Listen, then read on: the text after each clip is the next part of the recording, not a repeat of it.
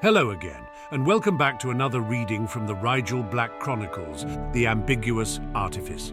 Sorry for the delay with this one. I have been a little under the weather, but hope to be back to posting regularly weekly now. Okay, let's dive right in with Chapter 12. Hermione was staring at him again. She'd been distractedly examining him at odd moments all week, which was very unusual for the studious witch. Normally, nothing could pull her attention from the blackboard in class. Archie glanced over at his friend with a raised eyebrow, his quill taking over where his hand left off without pause.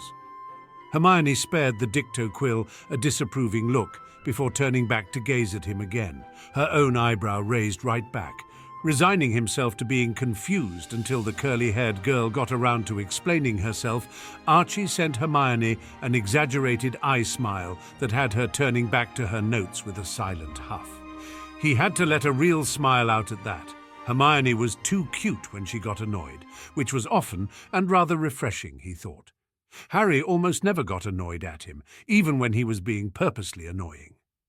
Drawing his thoughts away from his cousin's unnaturally thick skin, he tried to concentrate on what their medical procedures professor was saying. Something about consent. And how was a person in dire need of medical care supposed to consent anyway?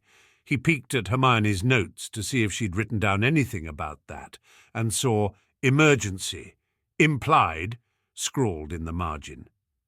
That's what he loved about Hermione. They were always on the same page. "You're on the wrong page," Hermione hissed, jabbing his arm with her pointed quill. Archie checked the pair of students to his left and realized that they had, in fact, moved on to a new chapter when he wasn't paying attention. He offered a winning grin as he quickly flipped to the page everyone else was reading from. "Honestly," his partner said, sounding quite exasperated, "you said you would be in charge of the book this semester. If you can't keep up—" "Can I help it if you're so distracting?" Archie muttered playfully. "How can I pay the lesson any attention when I've given it all to you, Mion?" "Don't blame me for your lack of focus," Hermione whispered sharply. She pulled the book they were sharing closer to her side of the desk with a narrow-eyed glare that just dared him to object. Archie merely smiled and leaned closer to read over her shoulder. Objection was the furthest thing from his mind. 15 minutes before the lesson was scheduled to end, Professor Bernhardt told them to pack up their materials. Hermione looked as confused as he felt, so Archie felt confident that this hadn't been in the lesson plan. "As you all should know, this is the last year of general healing classes before you will be expected to begin considering a specialty," Bernhardt said, brushing a lock of curly hair back from her rectangular frames. "Beginning in 4th year, your schedules will be considerably more flexible. You'll be responsible for choosing classes that best reflect the area of healing you'd like to someday practice. There is room for overlap, of course, and many students prefer to keep their options open until 6th or 7th year, but it is important to begin as you mean to go on. With this in mind, today we'll be testing your individual levels of magical output to give you some idea of where your talents might be put to best use." "What does that mean?" Sally Parks looked very worried behind her long, straight bangs. Professor Bernhardt looked slightly uncomfortable and said delicately, "Some fields of healing make higher demands on a witch or wizard's core than others. At this point, most of your cores should be fully matured. The level of magic you have access to will likely not fluctuate much in the coming years. If the more magic-intensive healing procedures are beyond your capabilities, it would be better to know now so that you can choose your specialties sensibly." Several of their classmates seemed apprehensive at this information. Archie could understand why. They'd all worked very hard to get to this point, and to be told that your future career depended on something you couldn't control was disheartening. "Don't look so alarmed," Bernhardt said, smiling kindly. "Very few fields have such a restriction on them, just critical care, infectious diseases, and neonatal perinatal, really." Sally, who Archie suspected was leaning toward toxicology, looked relieved, but Hermione and Archie shared a silent look. Hermione was fascinated with wizarding childbirth, and he had never considered any specialty besides advanced stage disease treatment and prevention. To have this potential obstacle come out of nowhere was a little off-putting. Hermione raised her hand with a determined expression, and Professor Bernhardt, to her credit, only looked slightly apprehensive as she called on her. Why were we not told of such a requirement at the outset of our choosing this tract? There was little point in bringing it up before you could be tested, Miss Granger, Bernhardt explained gently. A witch or wizard's core can't be properly measured until their 13th year. Making you worry over something you could not influence would only be detrimental to your studies. It isn't quite the crisis I'm sure you're imagining. There are many interesting and important fields of study that do not require above-average levels of magic for success. Don't worry, and think of this as a learning exercise. Your levels of magic are not a reflection of your talent or ability. They are something you should understand about yourself, however, so that you may grow to your full potential. Hermione did not look at all satisfied with that answer, and Archie knew she would spend the next week researching the various factors that influenced a wizard's power levels. There wasn't time for any more questions, however, as Bernhardt was already pulling out a device that Archie recognized by its cylindrical shape as a magometer. When it is your turn, you will step out into the hall with me, Bernhardt was explaining. Simply channel your magic as you would when performing a basic bone mending, except instead of stopping when the bone is knit, you will continue to feed magic into the device at a constant rate until you run out. You are excused from your practical work this afternoon, as your cores may take a night to replenish what the device siphons off. Seeing the unnerved expressions on some of the faces around the room, Professor Bernhardt added, "It won't hurt. Who would like to go first?" Unsurprisingly, Hermione's hand shot up with eager anticipation. Bernhardt smiled encouragingly and led Hermione out to the hallway for a little privacy. Archie leaned back in his chair, mulling over this new development. He supposed he didn't have much to worry about. The Blacks were known for generally high levels of magic, on average. Hermione, though, well, Muggleborns were hard to predict. A lot of them had below-average level cores, but sometimes they had nearly double that of a regular core. Aunt Lily, for instance, apparently had much more magic than he had previously imagined, if what Harry said was true. Hermione came back into the room a few minutes later with a pleased glow across her cheeks, and Archie realized he needn't have worried. "It turned light blue," Hermione whispered softly, aware that their curious and rather competitive classmates were not so subtly trying to listen in. "She said that's plenty of magic for neonatal care, especially as I'm so efficient with my spells." "That's great, Hermione," Archie said, proud and gratified on her behalf. His brilliant and hard-working friend deserved to study whatever she wanted. When it was his turn, he ambled out into the hallway, mildly curious at what his own diagnosis would be. Since hearing Harry describe the device, he'd wondered what it would feel like. He grasped the end of the long tube firmly, taking a moment to stir his magic to activity. "If you need any help in channeling your magic, just let me know, Mr. Potter," Bernhardt said. She had a clipboard in one hand that Archie could see, with his perfect peripheral vision that everyone assumed he didn't have because of the fake glasses he wore, bore a list of names with several blanks after each. He gave his professor a relaxed smile, then began funneling his magic into the device as though it was a person he was trying to heal. He could feel the runes in the device helping him direct his raw magic, which would probably have gone all over the place otherwise, and noted with interest that the crystal sphere on the end was blooming with colour already. He watched it absently as it turned from red to orange and began to bleed yellow, then got distracted by a sudden lurch in the pit of his stomach. Something was tugging at his magic, and it wasn't the device. He felt a familiar tingling in his face and realized with mild horror that the magic holding his metamorphing in place was beginning to unravel. He firmed the transformation immediately, as the last thing he needed was for his teacher to witness a sudden, inexplicable shift in his features. As he pulled magic back into maintaining his guise, however, he felt the magic that was being channeled to the device slow significantly, shortly coming to a stuttering halt. Archie let out small pants of breath as Bernhardt took the device from his numb fingers. He was monstrously exhausted all of a sudden. At the forced smile on his professor's face, his gut clenched further and his eyes darted to the end of the magometer. It was a sickly yellow-green. "Perfectly respectable, Mr. Potter," the older woman said evenly, marking down the shade on her clipboard. "And what specialties are you considering?" "I want to do infectious diseases, Professor," he said, voice subdued. "You may want to reconsider," she said gently. "There are a lot of other—" "I don't want to do anything else," he said firmly. Bernhardt's lips pressed together in a suppressed sigh. "The infectious disease path is one of the most difficult, Mr. Potter.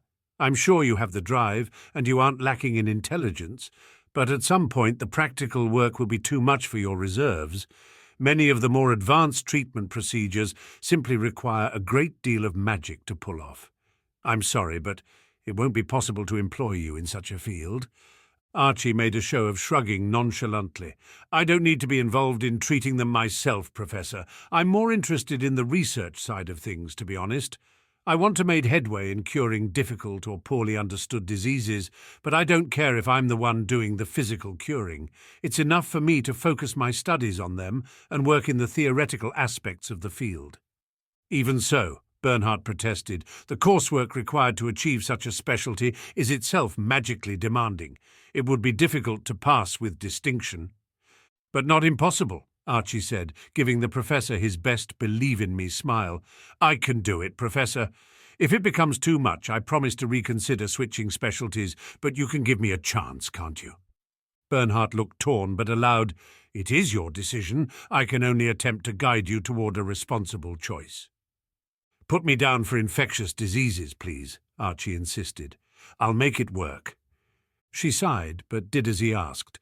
He strolled back into the classroom with an air of supreme unconcern, but Hermione's frown told him she wasn't fooled at all.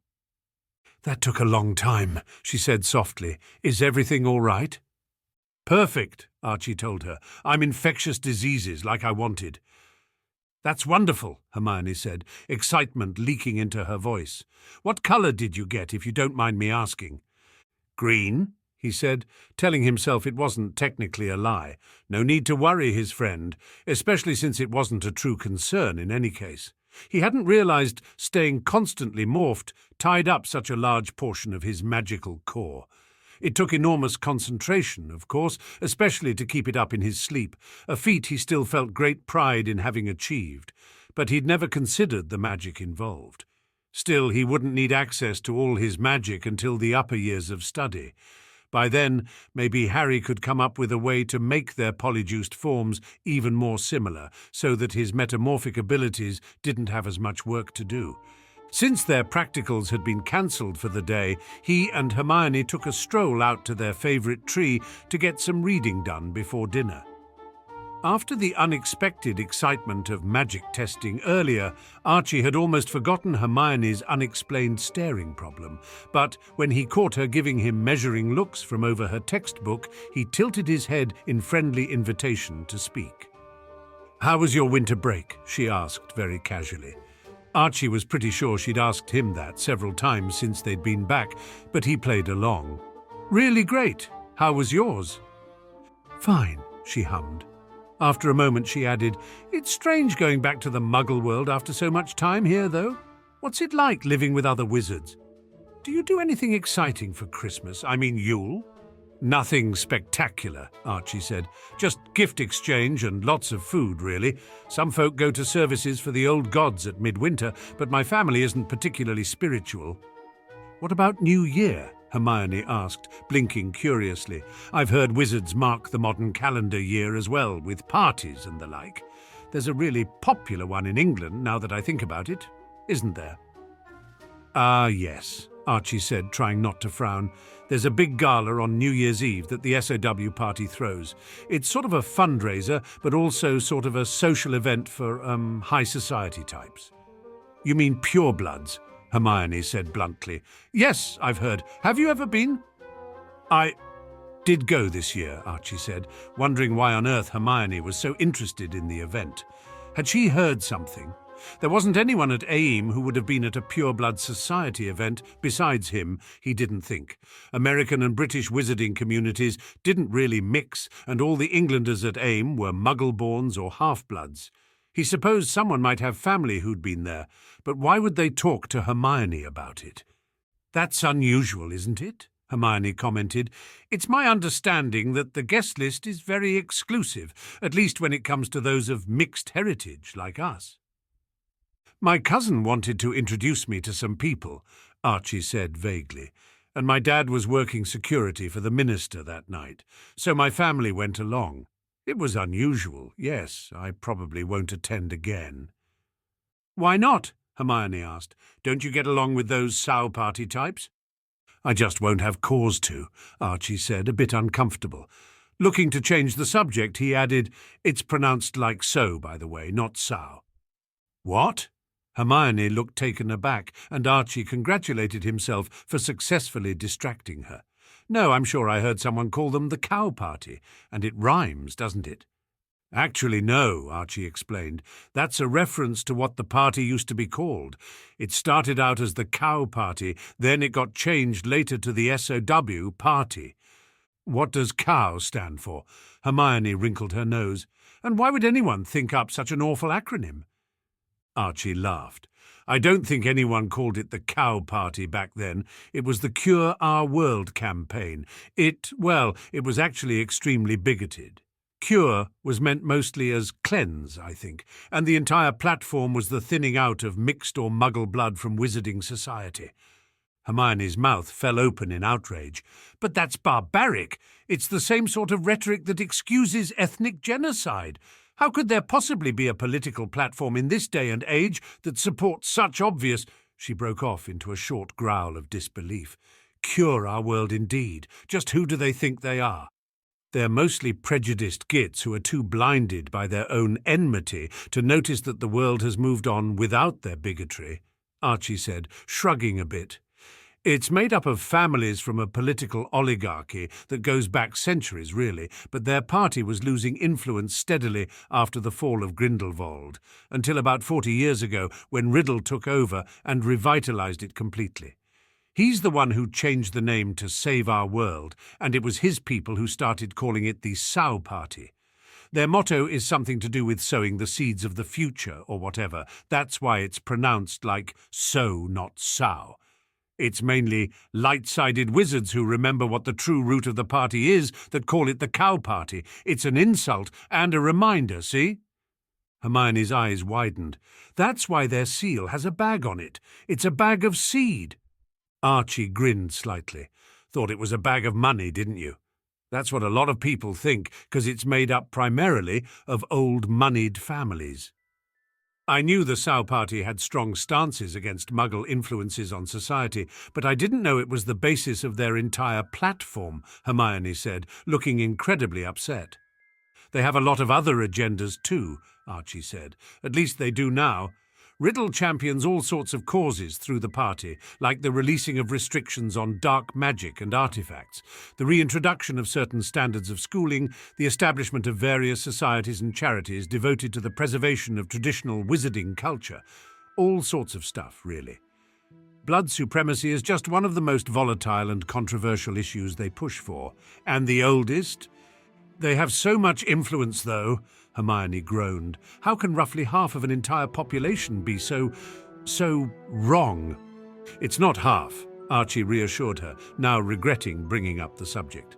"I mean, purebloods do make up quite a chunk of the population, but a lot of purebloods are in Dumbledore's party too. There are loads of people who don't care either way too. It's just that those few who have a lot of influence in society tend to be in one party or the other.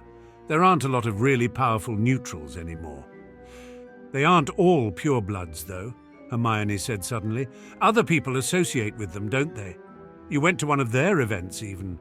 Why would anyone who wasn't pureblood support their agenda?"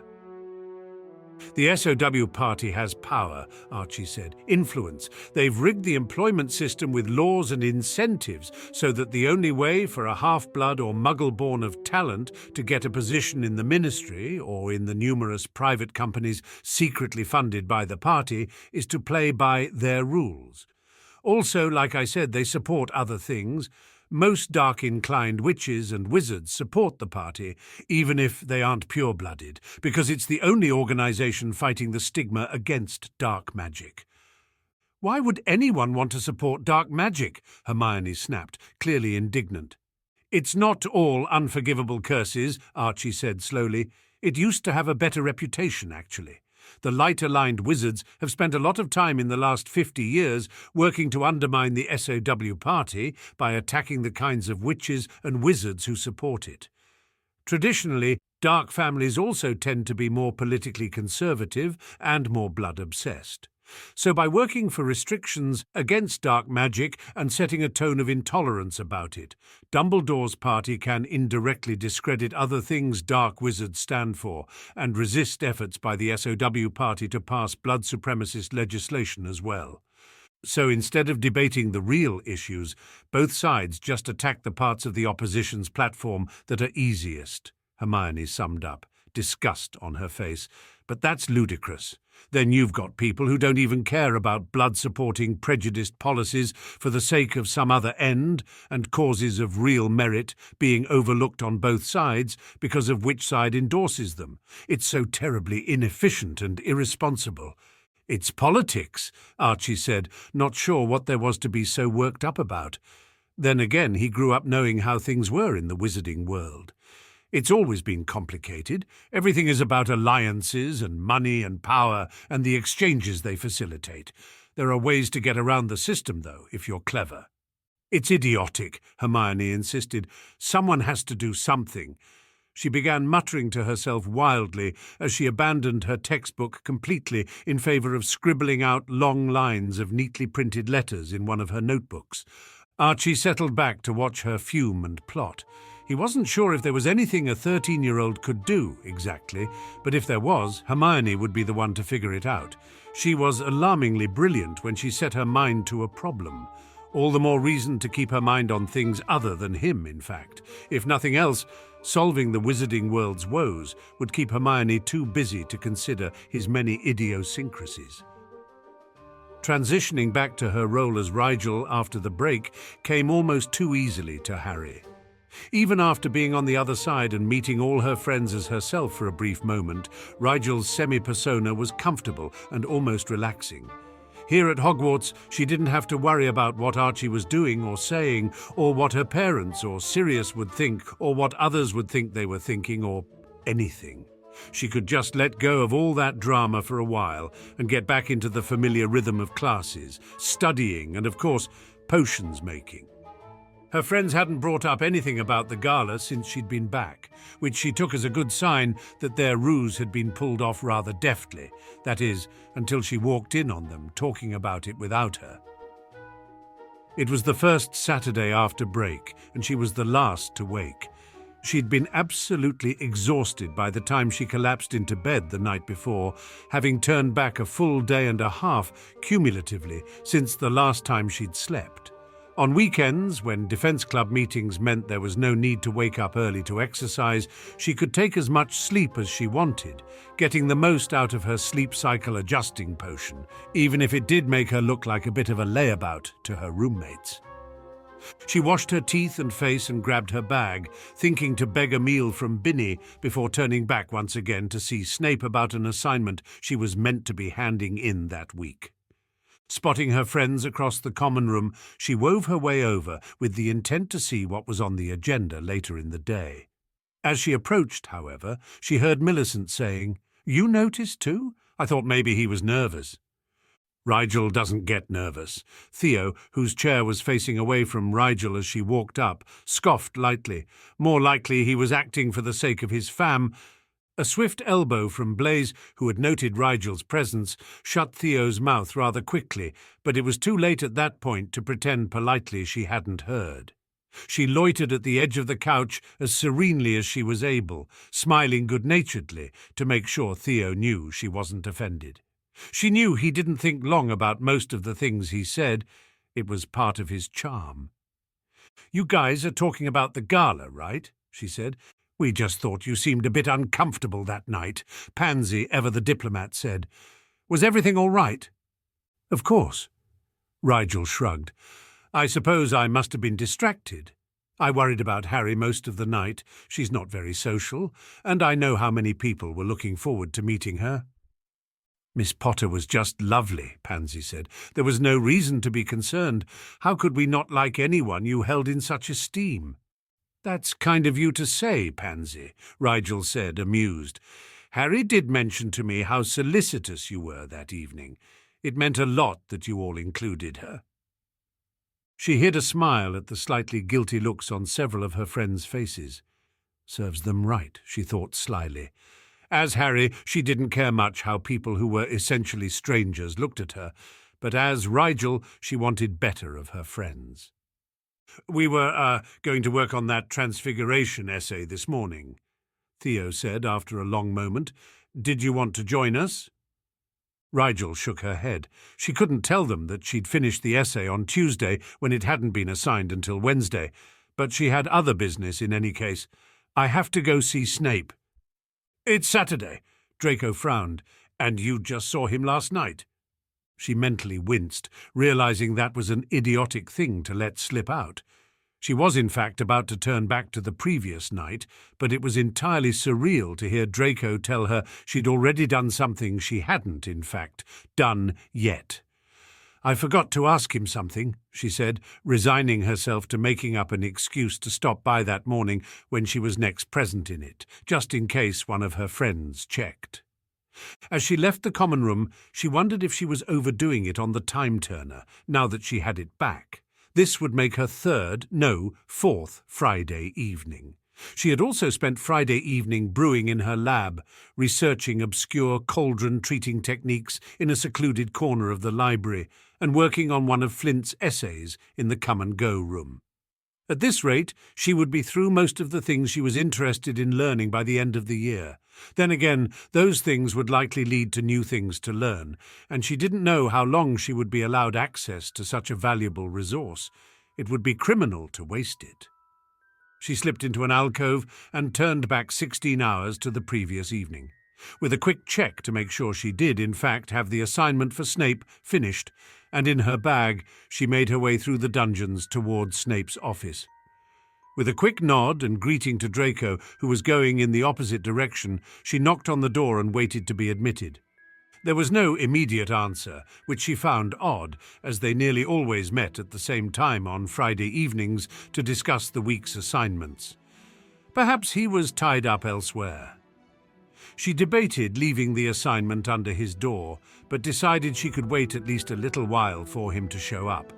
It wasn't as though she didn't have the time, she thought with a secret grin. The grin left her face when she realized she had forgotten to get breakfast before turning back to meet Snape. Her stomach rumbled and she patted it sympathetically. She had the suspicion that time-turning took a toll on the user's energy reserves, as she was much hungrier than usual of late.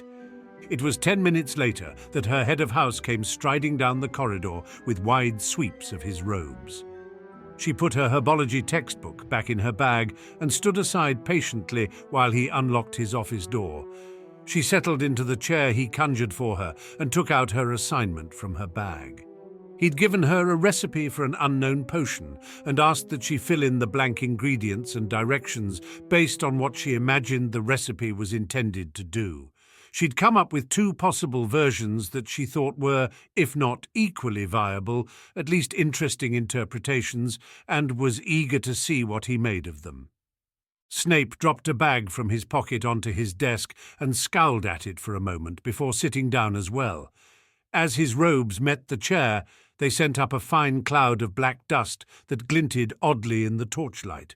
Rigel's eyes fixated on the metallic particles floating between them for a long moment, a memory stirring.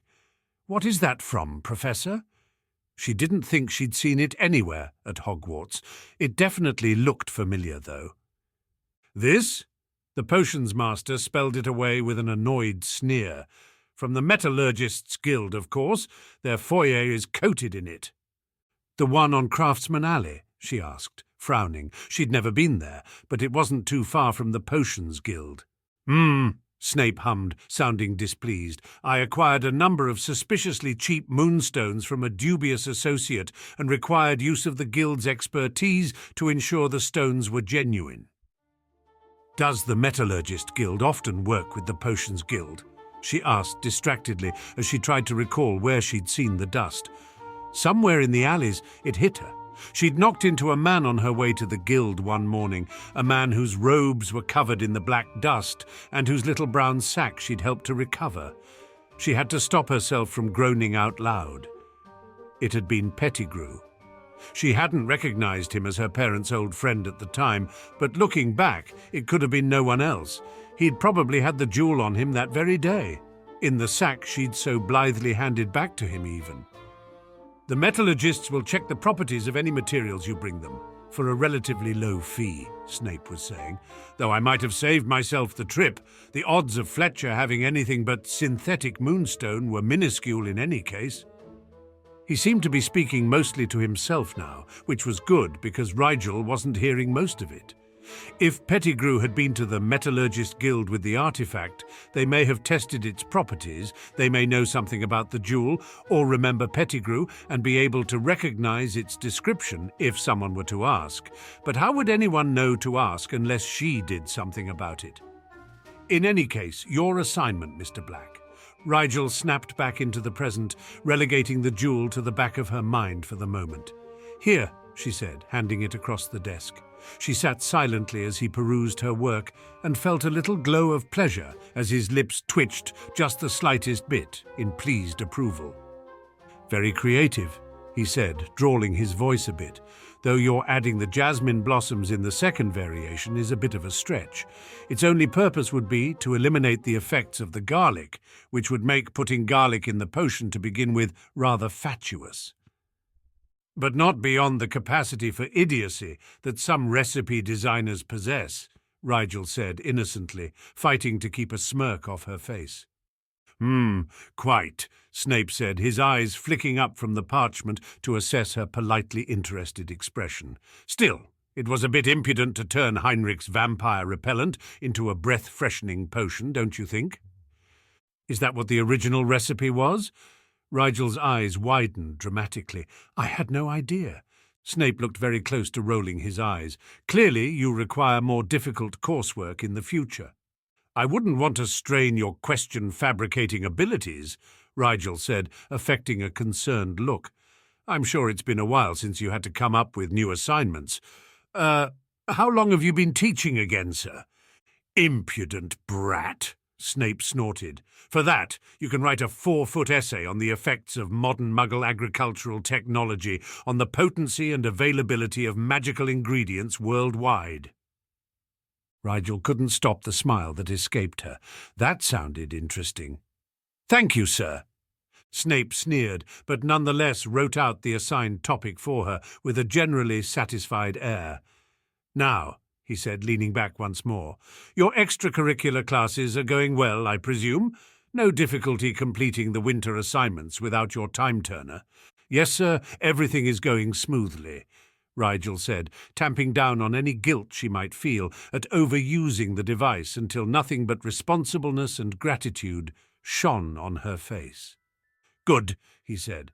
"Your next ministry-required evaluation will be mid-February." "All right," she said, not particularly worried. The last few had been straightforward. Well, as straightforward as the Department of Mysteries got, apparently.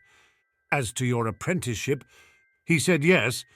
Rigel beamed, having been waiting for this moment since she stepped off the train. Snape gave her an odd look, and Rigel realized he would have expected Sirius to have told her already. He probably did tell Archie, but Archie likely assumed she would assume correctly. "He did," Snape said, valiantly suppressing a sneer at the barest mention of Sirius in passing. He really was getting better at ignoring his sustained hostility in her presence, she thought, quietly grateful. "As such, you ought to have some idea of what your commitment will entail. These past 3 years we have covered a wide assortment of potions, moving much quicker through those of common or important use than I had originally anticipated when first I agreed to tutor you." She allowed herself a small sigh of pride that she was certain did not escape his amused notice. We will continue filling in what few gaps remain as the year progresses, moving on to exceptionally difficult and dangerous potions in your weekly lessons," Snape went on. "However, I anticipate that your grounding in the material aspects of the field will be as thorough as I can reasonably make it within the next few months." At her surprised expression, Snape allowed a wry smirk to cross his mouth. "You underestimate how far you have come, Rigel.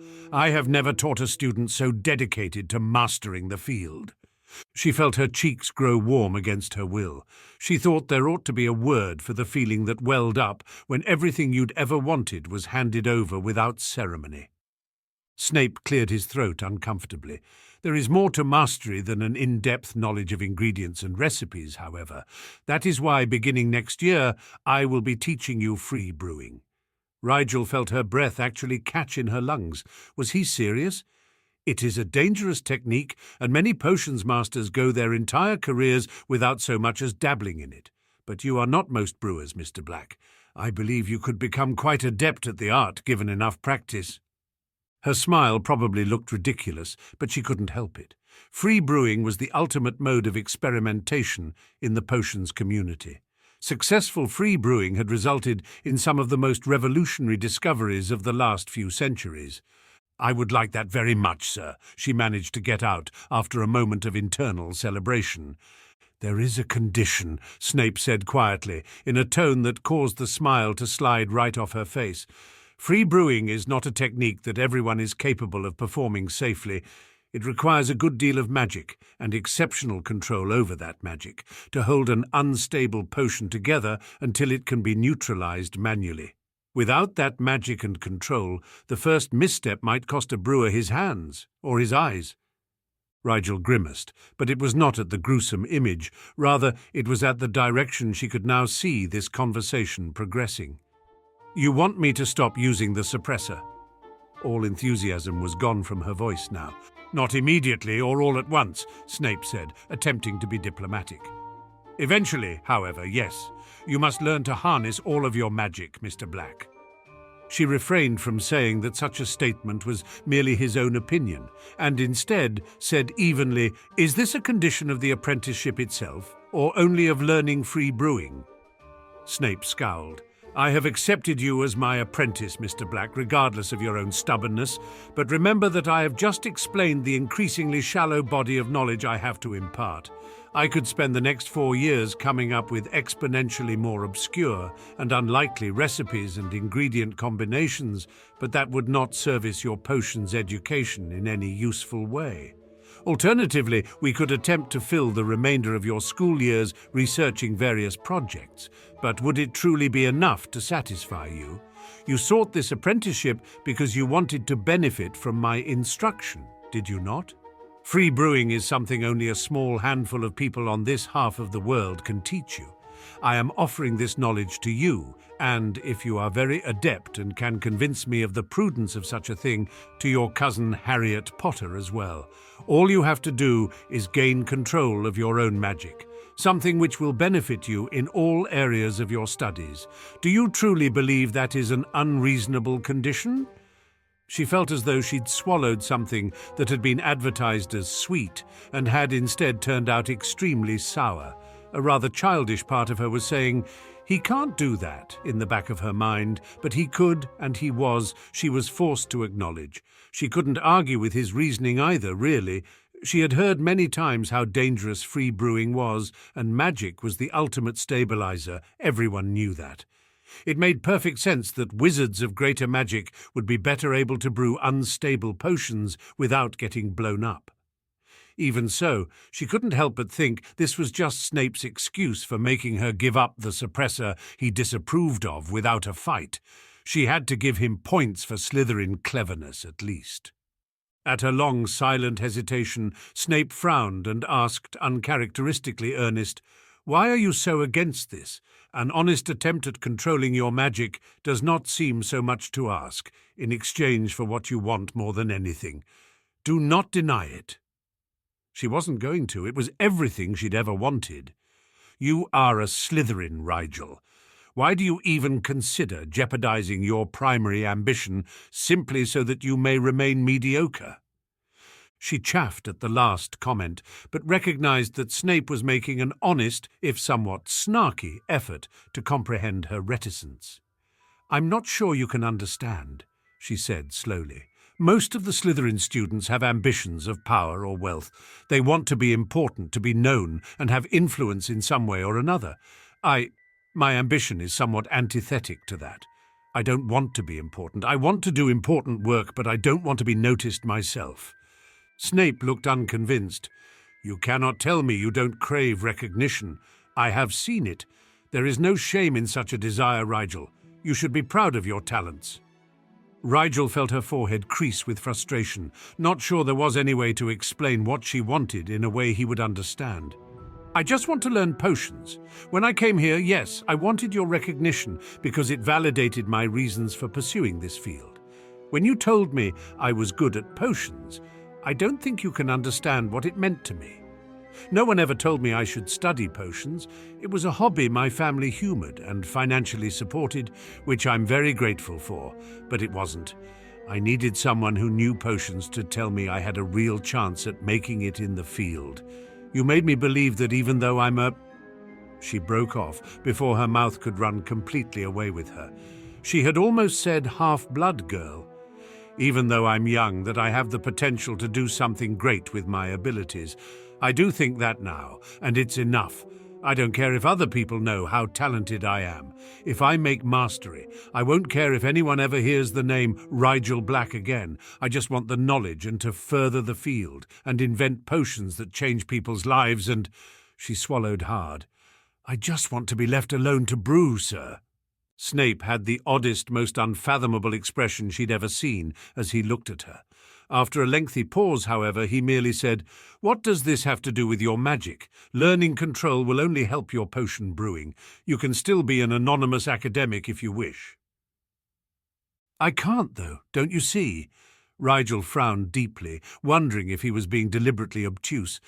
"I'd be happy living my life mostly unnoticed, apart from my work, but having powerful magic is not something people in our society just ignore.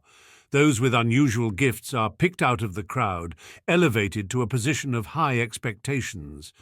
People start calling them Lord and push them into throwing their magic around, if not literally, then socially and politically.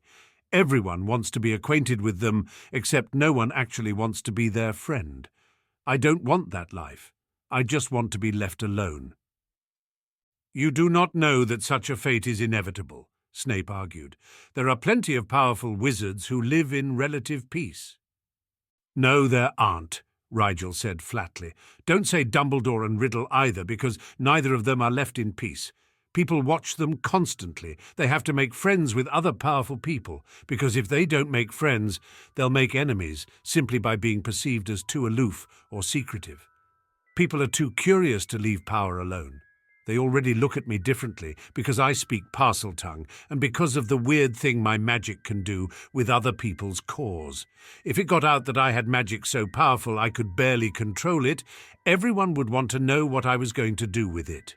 No one with power manages to stay unnoticed for very long unless they hide it, which is what I am trying to do." "You are ignoring it, not hiding it," Snape scowled. "But it's for the better, can't you see that?" Rigel leaned forward to brace her hands on the desk in front of her.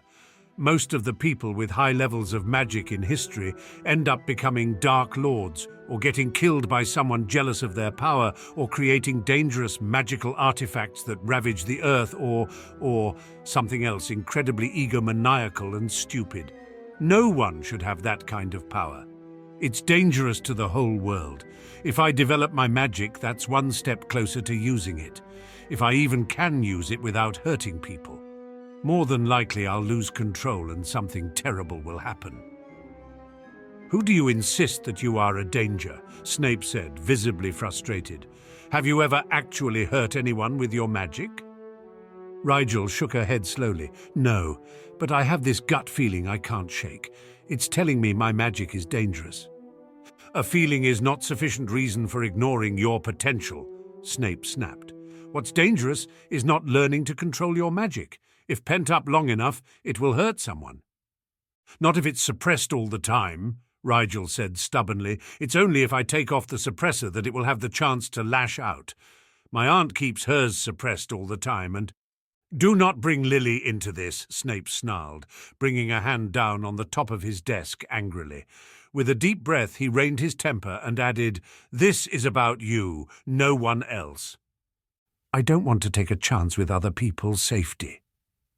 Snape rubbed his temple in irritation. "And I need you to acknowledge that I have more knowledge on the subject of magical abilities than what panicked conjectures you've come up with on your own. You are not the first student with unruly magic I've taught, nor will you be the last. There are ways to control it, ways that do not involve putting a lid on it. Just because you cannot feel your magic at the moment doesn't mean the fire isn't there. If you leave things as they are too long, it will boil over. You must learn to tame your magic, not simply cage it." "Some animals can't be tamed," Rigel muttered. "My magic is not a lion, it's a lethifold." "You are being dramatic," Snape told her, sneering. "And what's more, you know that I am correct in insisting on this. It is not for negotiation. Promise me that you will work on it." Rigel mulled the demand over silently, trying to come up with another argument she could give him. What rankled was that she had other arguments, but they all pertained to keeping she and Archie's ruse running as smoothly as possible. If she began developing her magic, surely people would notice. And people noticing Rigel meant higher expectations for Archie. He didn't have as much magic as she did. It would be impossible for him to pretend he did, unless he kept his aura shielded his entire life and ducked all attempts at making him use his power somehow. It was just too dangerous for them if Rigel Black had uncommonly powerful magic. She couldn't tell Snape that to flaunt her magic was to risk a stint in Azkaban, however, and without that argument he would see no reason why attempting to harness her full power could cause problems. The most she could do, she realized, was stall for time. "I will work on it," she said begrudgingly and with no small amount of bitterness. That was vague enough to put him off for a while, surely. Perhaps in the meantime she could find out exactly how much magic a free brewer needed anyway. There's no way it was as much as she had. Then she'd just have to adjust the suppressor until she had enough to be successful without letting all of it out to overwhelm her and cause trouble. "If I think that you are not making sufficient progress, I will take things into my own hands, Mr. Black," Snape said, sinister warning in every syllable. "If you break your word, I will have no compunction doing whatever is necessary to facilitate this." Rigel pressed her lips together in slight resentment, but nodded once, capitulating, if a bit gracelessly. It felt like she'd been backed into a corner and told that it was for her own good to boot. As she left the office, she willed herself to relax. She was Snape's apprentice. She should be happy, not angry. She was going to learn things many potions brewers would give their golden cauldrons to be privy to. And really, what could Snape do if she didn't put all her energy into controlling her magic? He could forcibly remove her suppressor, perhaps, but he couldn't make her use her magic. She would just outweight him and show him that she was talented enough to learn free brewing without Lord-level magic. That evening she slipped up to the owlry, a note printed by dicto quill on nondescript parchment clutched between gloved fingers. She reassured herself that there was no way to trace who the letter had come from, even if the best people at the ministry tried tracking it. They would only see that it came from Hogwarts, and they already suspected the jewel had something to do with someone at the castle, so there was no reason for anyone to think of her, specifically when they read it. Even so, she could not help feeling very vulnerable as she read through the words one last time. To auras in pursuit of goblin artifact, man with large jewel of suspicious origin was seen in the Metallurgist Guild on Craftsman Alley, July. Questioning the material specialist there may yield the answers you seek. A concerned citizen. She picked the most common-looking owl she could find and whispered the destination, Ministry of Magic, Department of Magical Law Enforcement, in its ear. It winged away silently into the night, and she sighed with more than a little relief. She had done something to help the auras without implicating herself in the slightest. Feeling pleased with herself, she stole back down the tower steps and made her way towards the come-and-go room. By now, her earlier self should be done using it, and she wanted to get a short workout in before crashing there for the night. It was a few weeks into the new semester that Rigel finally made the acquaintance of the other alchemy student Dumbledore had told her about. She was somewhat surreptitiously slinking through the library late that evening, skirting slightly close to curfew, but not quite breaking the rules yet. She technically shouldn't be out without her invisibility cloak on, as she was currently also in Gryffindor Tower finishing up a study session with Percy, but she wanted to check out a couple of books, and that meant being visible to Madame Pince going both in and out of the library. There was no one there to see her anyway, so near to closing time. Madame Pince locked up a half hour before curfew set in every night, and it was too early in the term for there to be frantic owl and newt students begging for 5 more minutes. She was quite surprised, then, to round the corner of the dusty, seldom-used aisle on alchemy texts and see someone else standing there, nose deep in a thick, faded tome. He looked up at her approach and frowned in a way that reminded her of Percy Weasley. "This section is restricted," he said, eyeing her tie in an obvious way. "You have to have a pass." "I have one," she said, judging the boy to be around 16 or 17, despite his rather petite size. "From who?" he asked, looking incredulous. "Professor Dumbledore," she said, frowning back at him. Did he not believe her? She didn't know why he cared, but maybe he was a prefect she didn't recognize. The boy snapped his book closed emphatically and scoffed. "The headmaster gave you a pass to the alchemy section. You don't look old enough to even be an owl student." "I'm in 3rd year," she said, trying to be polite. "I'm very interested in learning alchemy, though, and Dumbledore was kind enough to give me a pass and a few recommendations when I asked." "You can't learn alchemy from a book," he said, a patronizing expression on his face. "What are you doing here, then?" she asked, a bit annoyed at his condescension. "I am looking up conversion tables for the magic coefficients of rare materials," he sniffed. "Not that you know what that means."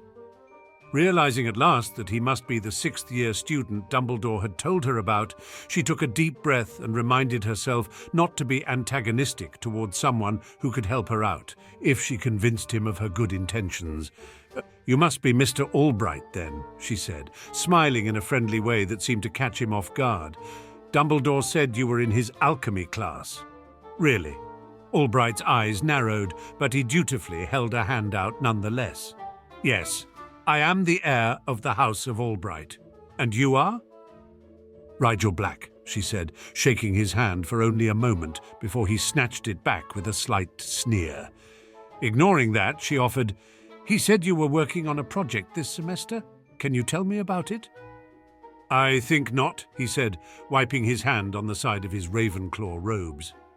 "I understand," Rigel said, forcing a smile. "I suppose you want to keep it a secret until it's finished." "No, I just don't want to discuss it with a burgeoning dark wizard. Rowena knows what you'd do with the information," Albright said, looking perfectly serious despite the outlandish nature of his remark. "I'm not a dark wizard," she said, eyebrows rising.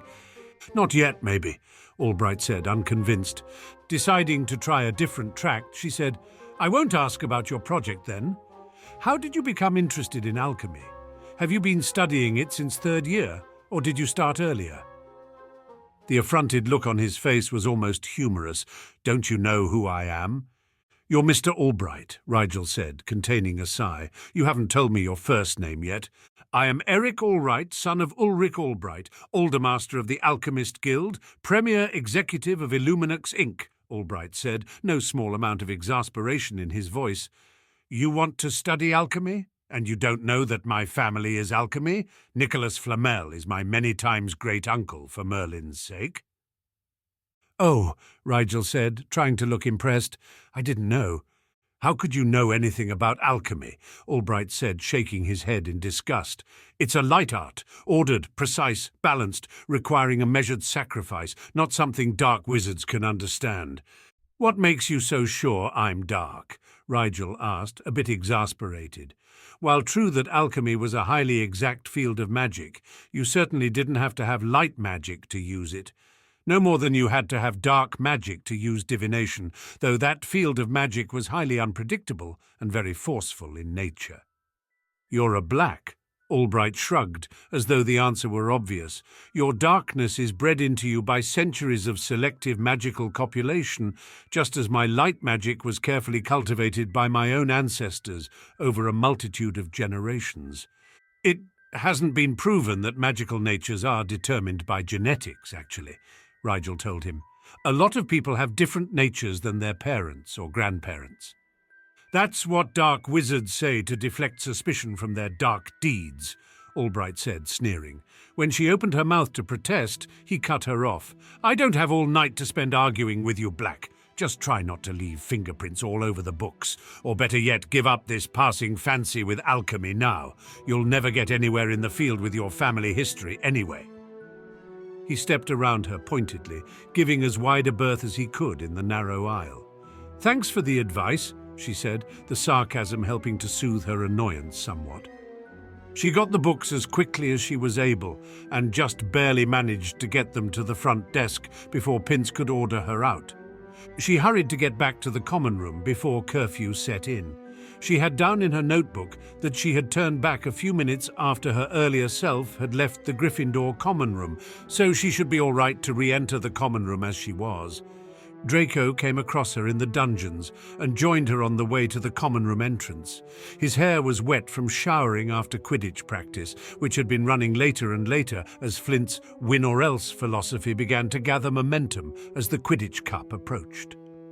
You looked exhausted, Rigel said, eyeing the way he winced every other step. Too much time on a broom could severely cramp the leg muscles. It'll be worth it if we win, Draco said, smiling tiredly. Where have you been? Gryffindor common room, she said, anticipating his annoyed huff with a grin. What do you see in those blood traitors, Rigel? Oh, the usual, she said lightly. Friendship, companionable silences, long walks by the forbidden forest. Stop before I hurl what little dinner is still left in my stomach all over your ugly boots, Draco groaned. They aren't ugly, Rigel sighed. They're practical, Draco mimicked. So you've said. They walked the cold corridors in silence for a little while, Draco pretending not to shiver and Rigel pretending not to notice. Rigel's mind kept going back to Albright and how peculiar his opinions had been, and she wondered if his family was indeed as notable as he seemed to believe, or if he was simply full of himself. Draco, she said, have you heard of a family called Albright? I think they're... Albright? Draco's head snapped around so quickly that several drops of water flew off his hair and onto her face.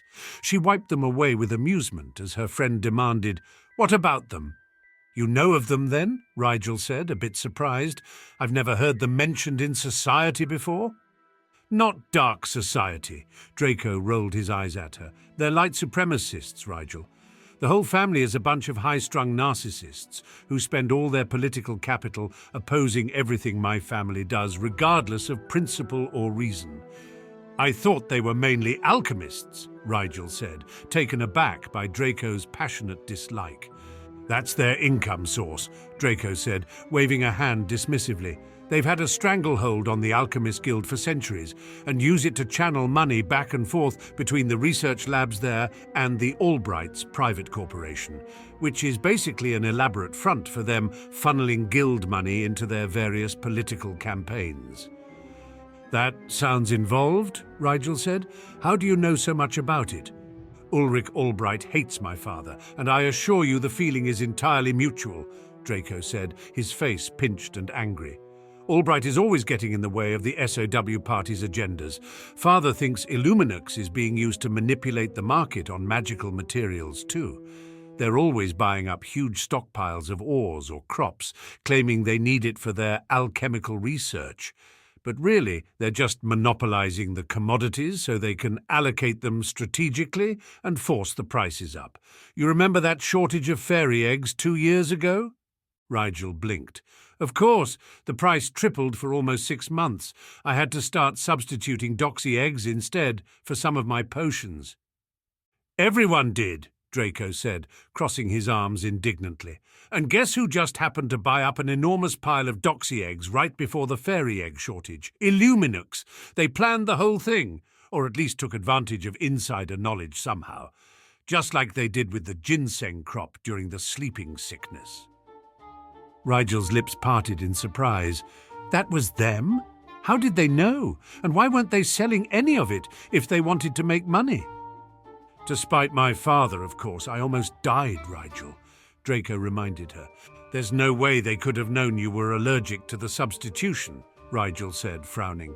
"You father didn't even tell the school nurse what your allergies were." "They probably got access to my records at St. Mungo's," Draco said. "Those are heavily warded, I'm pretty sure," Rigel pointed out. "Well, I don't know how they do it exactly, but it's a pretty sinister coincidence, don't you think?" Draco scowled. "I suppose, but surely they wouldn't take a political rivalry so far as to try and indirectly kill you," Rigel reasoned. "They certainly would." Draco looked at her in an incredulous manner. "The Albrights are the sworn enemies of the Malfoys." He said it with such deadly seriousness, even as his hair dripped a puddle onto the flagstones, that Rigel couldn't help but poke fun. "I thought that was the Weasleys," Draco scoffed. "The Weasleys are an embarrassment, and blood traitors anyway. The Albrights are evil." "They probably think the Malfoys are evil too. Maybe you're both just misunderstood," Rigel suggested, starting to walk back toward the common room again. Draco spluttered as he scrambled to catch up. "We are not misunderstood. The Malfoys are evil." She shot him a sideways look that said clearly, "Are you sure you want to go with that? I mean, we have tended in the past to be a bit unscrupulous and drawn to Dark Lords." He paused for a moment in thought. "I mean, in the past, some members of my family have done what might be considered regrettable things in the pursuit of power, but it's family tradition." Rigel snorted. "That is a rotten tradition." Draco's face was positively indignant. "It is not. Tradition is what holds our way of life together. It's what—" "I've heard the party speeches," Rigel cut in, summoning a grin to show she wasn't actually annoyed. "You have to admit that not all traditions are good, though." "Like what?" Draco said, lifting his chin defiantly. "Like—" She cast her mind around for something that wouldn't offend her friend. "The Blacks have a tradition of beheading our house elves and mounting their heads on the hallway walls." "What?" Draco spluttered. "My mother never told me that." "Well, it's true," Rigel said, smirking, "at least for the main household.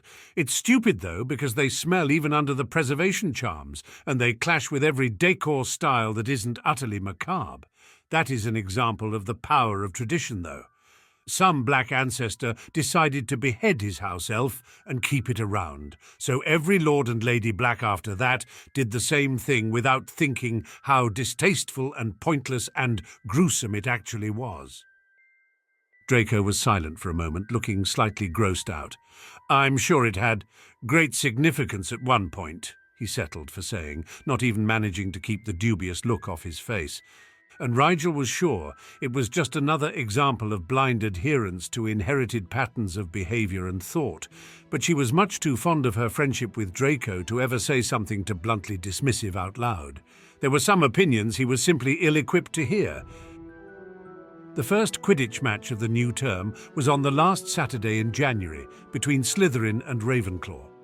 Spirits were particularly high on the Ravenclaw side, as the Ravens were currently leading in points for the House Cup, and a victory on the Quidditch pitch would put them almost irrevocably ahead. Usually when Slytherin played a match, the two houses not participating would choose to root for whoever the other team was, but in this case the Lions and Badgers didn't want Ravenclaw to pull so far ahead in the House Cup either, so the support for the two teams was rather mixed. Rigel was in the staff box, having been invited along with Pansy to once again spend the match with the Malfoys. She was beginning to think they simply enjoyed having people to talk down to wherever they went, or else they were hoping for a progress report on their son. "How is the new term coming along?" Narcissa asked after greeting them with her patented poised smile. "Very well," Pansy said. "Draco is doing particularly well in Transfigurations, and his dueling club is a complete success. We've had nearly a dozen new members since he opened it to the school." Rigel hid a smile at her friend's prompt report. Apparently, she was not the only one who suspected the true reason for the Malfoys' ongoing invitation. "How wonderful," Narcissa said, smiling proudly. "It is so nice to see Draco taking up the mantle of leadership at such a young age." "He has a natural charisma," Rigel chimed in. "Even the older students from other houses listen respectfully when he runs drills." She didn't add that some of them probably only listened to him because his father was a school governor. There were plenty of people in the club who did genuinely respect Draco's way of doing things. "He is only a third year," Mr. Malfoy pointed out with an air of polite disbelief. "Your interpretations are perhaps influenced by your friendship with our son." "Results speak for themselves," Pansy said serenely. "He's already had several requests for individual training sessions.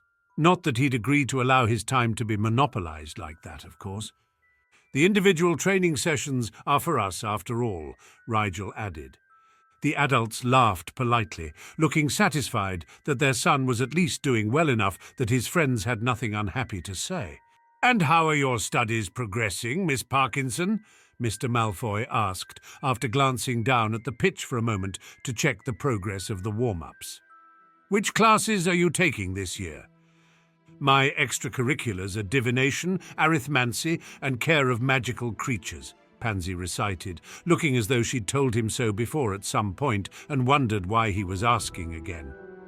"Ah, yes, I recall now," Mr. Malfoy said, smiling in a way that Rigel didn't believe for a second was casual. "And you, Mr. Black? What electives did you select again?" Rigel fought to keep her eyes from narrowing, sure that she had heard more than casual interest in his tone. "Arithmancy, runes, and magical theory," she said. "Not healing?" Malfoy frowned in a politely curious way that didn't fit his face at all. "But you are so skilled in the art, Mr. Black."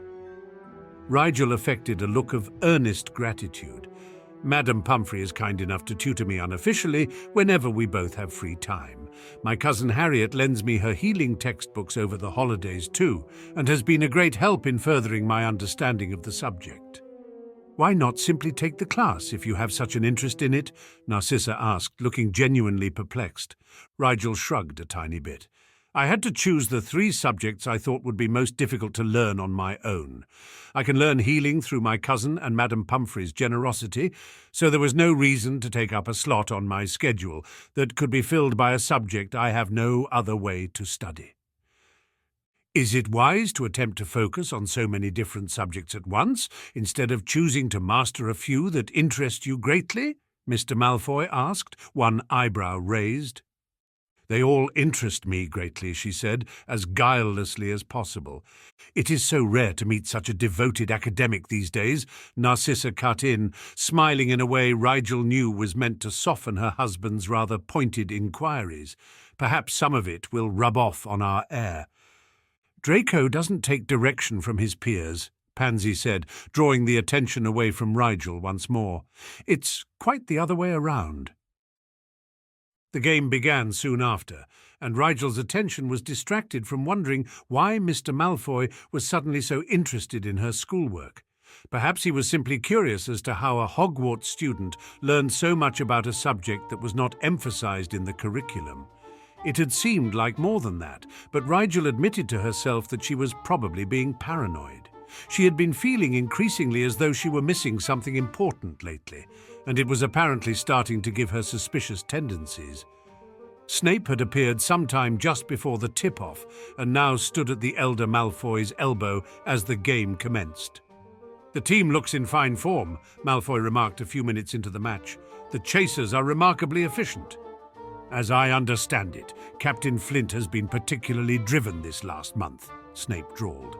"I think the words you're looking for are increasingly manic, Professor," Pansy offered, shaking her hair back until it hung against her upper back instead of her face. "Well, he may actually graduate at this rate," Snape smirked. "Presumably he sees this year as his last campaign, so to speak." It certainly did look like the chaos of war as players on both sides attempted to claim an early lead by any means necessary. Rigel had to wince as both Slytherin beaters attempted to shoot bludgers at the Ravenclaw keeper simultaneously. It was obvious that the keeper was used to intercepting balls rather than dodging them, as his first instinct to fly toward the incoming bludger was only checked at the last moment in a desperate and panicky roll to the side. She could see Draco circling high, his sharp features flushed with adrenaline and the cold slap of the wind. After a few minutes, she realized she was missing all the action, just keeping her eyes on her friend, and attempted to catch back up with the rest of the game. Before she could so much as determine who had the quaffle, however, a stabbing pain eclipsed her lower abdomen and sent her gasping to her knees. "Rigel?" She heard Pansy's concerned cry vaguely over the noise of the stadium, but it was hard to concentrate over the nauseating sensations of snakes crawling through her belly. She felt like she'd just swallowed a galleon of polyjuice potion, only several times worse. "Mr. Black?" It was Snape's voice now, and his hand on her head. She blinked up at him, but he was going in and out of focus like a poorly timed picture. Her brain put two and two together just as Snape's eyes began to narrow, and she ripped herself away, turning toward the stairs with an exaggerated groan. "I'm going to be sick," she gasped out, and that was enough to make the few adults between her and the steps step back automatically. She dashed between them and ran with all of the speed she could muster, down stair after stair, until she reached a landing with no one on it. Pulling the cloak she had been grasping for in her bag over her head, she fumbled with her time turner and gave it a random spin, too panicked to care how many revolutions it took as it whisked her away from the present moment and back to the only safety afforded to her just then. She saw Snape rounding the landing just above her as she faded invisible from the scene and made a note to reappear somewhere believable when she sorted things out. When she opened her eyes from where she'd closed them against the dizzying sensation of time travel, it was to a silent stairwell, probably hours or possibly a full day before the match was set to occur. Rigel kept the cloak firmly over herself as she hurried down the rest of the stairs and away from the pitch. She still felt violently ill, but she could also now feel the beginnings of a transformation that, if she had been thinking at all, she should have been able to predict. She headed for her lab, despite having no idea what time it was, and therefore no clue whether there was another version of herself in there at present. She didn't remember the door randomly bursting open at any point in the last week while she was working in there, so logically, if the time stream was consistent, she hadn't interrupted herself, or wouldn't, whichever. After cloistering herself in her lab and locking the door with as powerful a spell as she could think up, she pulled her cloak off and breathed deep in both relief and in an effort to calm herself down enough to think clearly. When her body came back into view, it was obvious what had happened. The modified polyjuice she had taken that summer had worn off completely. Scowling at the inconvenience, she nevertheless had to admit that it was entirely her own fault. She knew the modified potion would only have an effective life of about a year. What did she think was going to happen when she crammed so much extra time into her days and weeks? Still, she paused. Had she really lived a year in roughly 4.5 months? That was a little much. She briefly considered cutting back on the time turner for a while, then realized that if she was going to get out of this mess, the time turner was her only chance. She needed to brew a new modified polyjuice using hairs from the same samples that she'd used the last time she took it. Otherwise, her appearance would change. Luckily, or rather due to her incredibly obsessive tendencies when it came to potions ingredients, that much would be no problem. She took out her potions kit from her bag and opened the expanded drawer that contained all the human samples she collected. She had plenty of her own hair, having been collecting it at regular intervals for years. Finding one from the end of summer was a cinch. She needed Archie's too, though. Skipping over those vials labels with names of other people she knew, and grimly hoping her friends never found out about her strange but oddly comforting habit of keeping bits of their hair in her potions bag, she found the row of vials with Archie's name on them and skimmed the labels. She had more recent samples from the winter break, mostly because she was curious what would happen if you polyjuiced with hair of a metamorph who was transformed when the sample was taken, but she needed the one dated August. There. She only had 3 hairs left from that sample, but one was all she needed. This is why Theo is right and paranoia pays, she thought idly as she set the vial aside. Now, the real problem, completing a new modified polyjuice potion which took an entire month to brew properly. In the next, she cast a quick Tempest charm and grimaced. 6 hours. Before she could despair, she sat down on a stool and pulled out a piece of parchment and a quill, muttering determinedly. Okay, I can do this. What do I have? Most of the ingredients.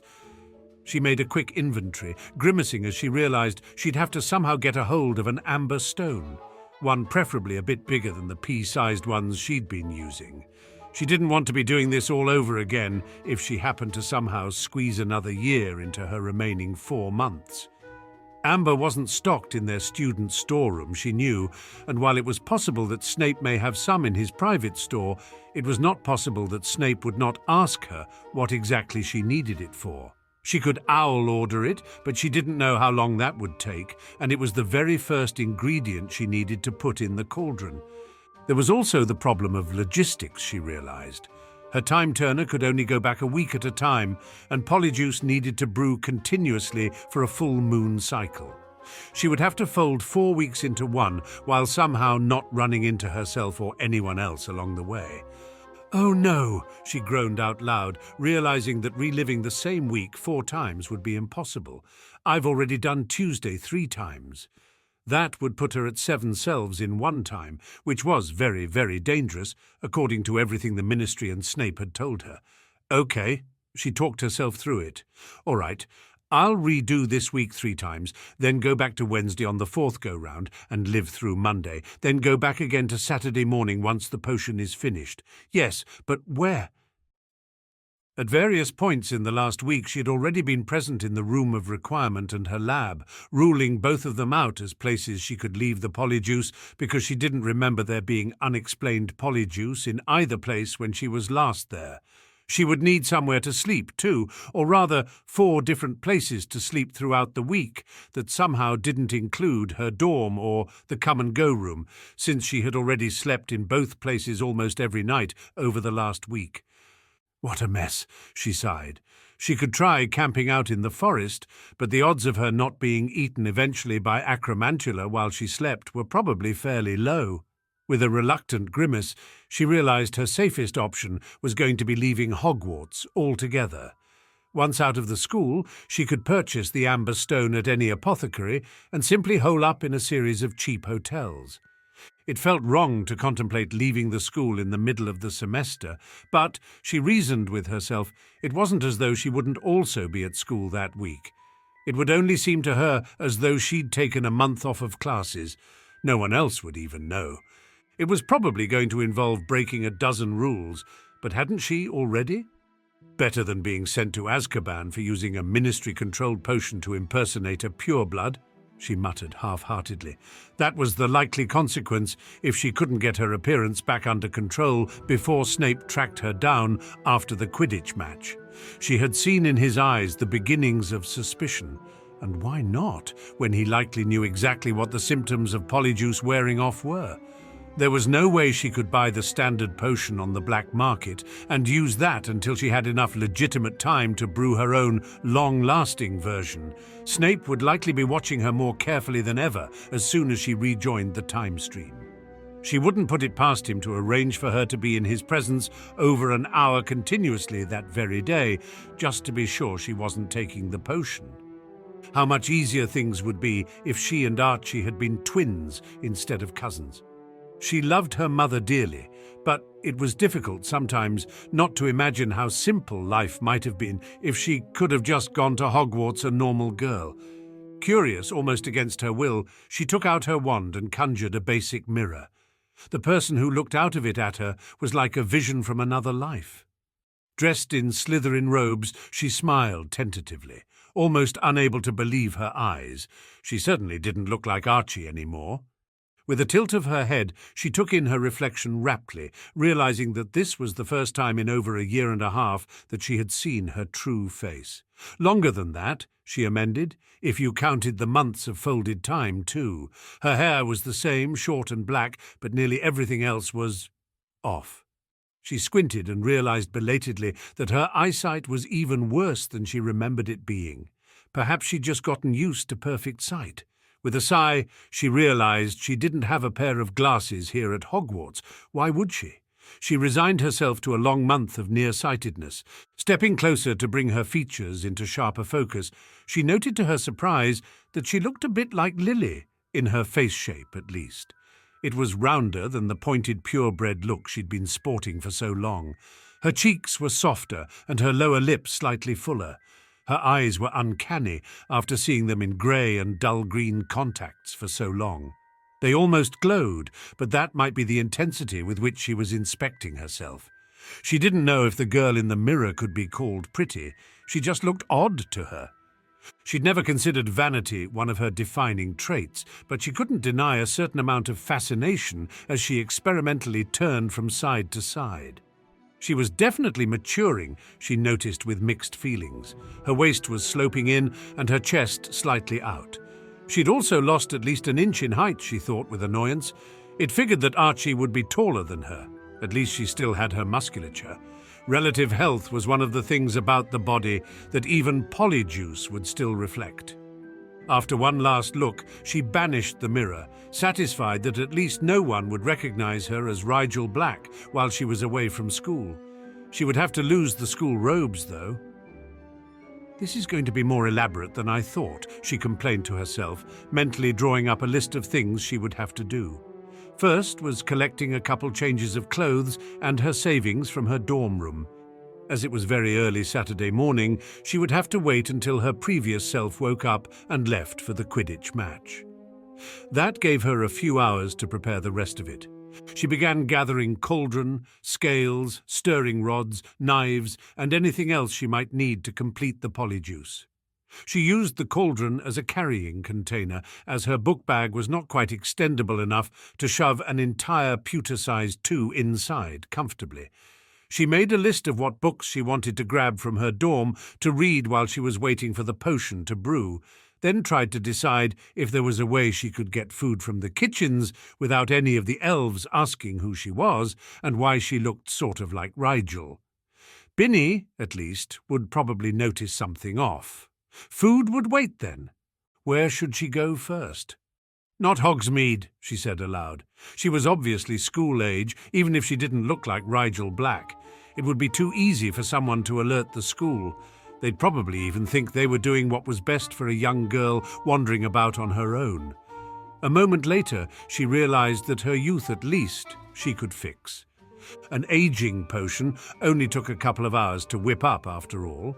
She would have to renew the dose every few hours, but with no one watching her every move, that was easy enough. She rolled up her sleeves and got started, determined that her plan was going to work. It had to work. Slipping out of the castle with her supplies had been almost unnervingly simple.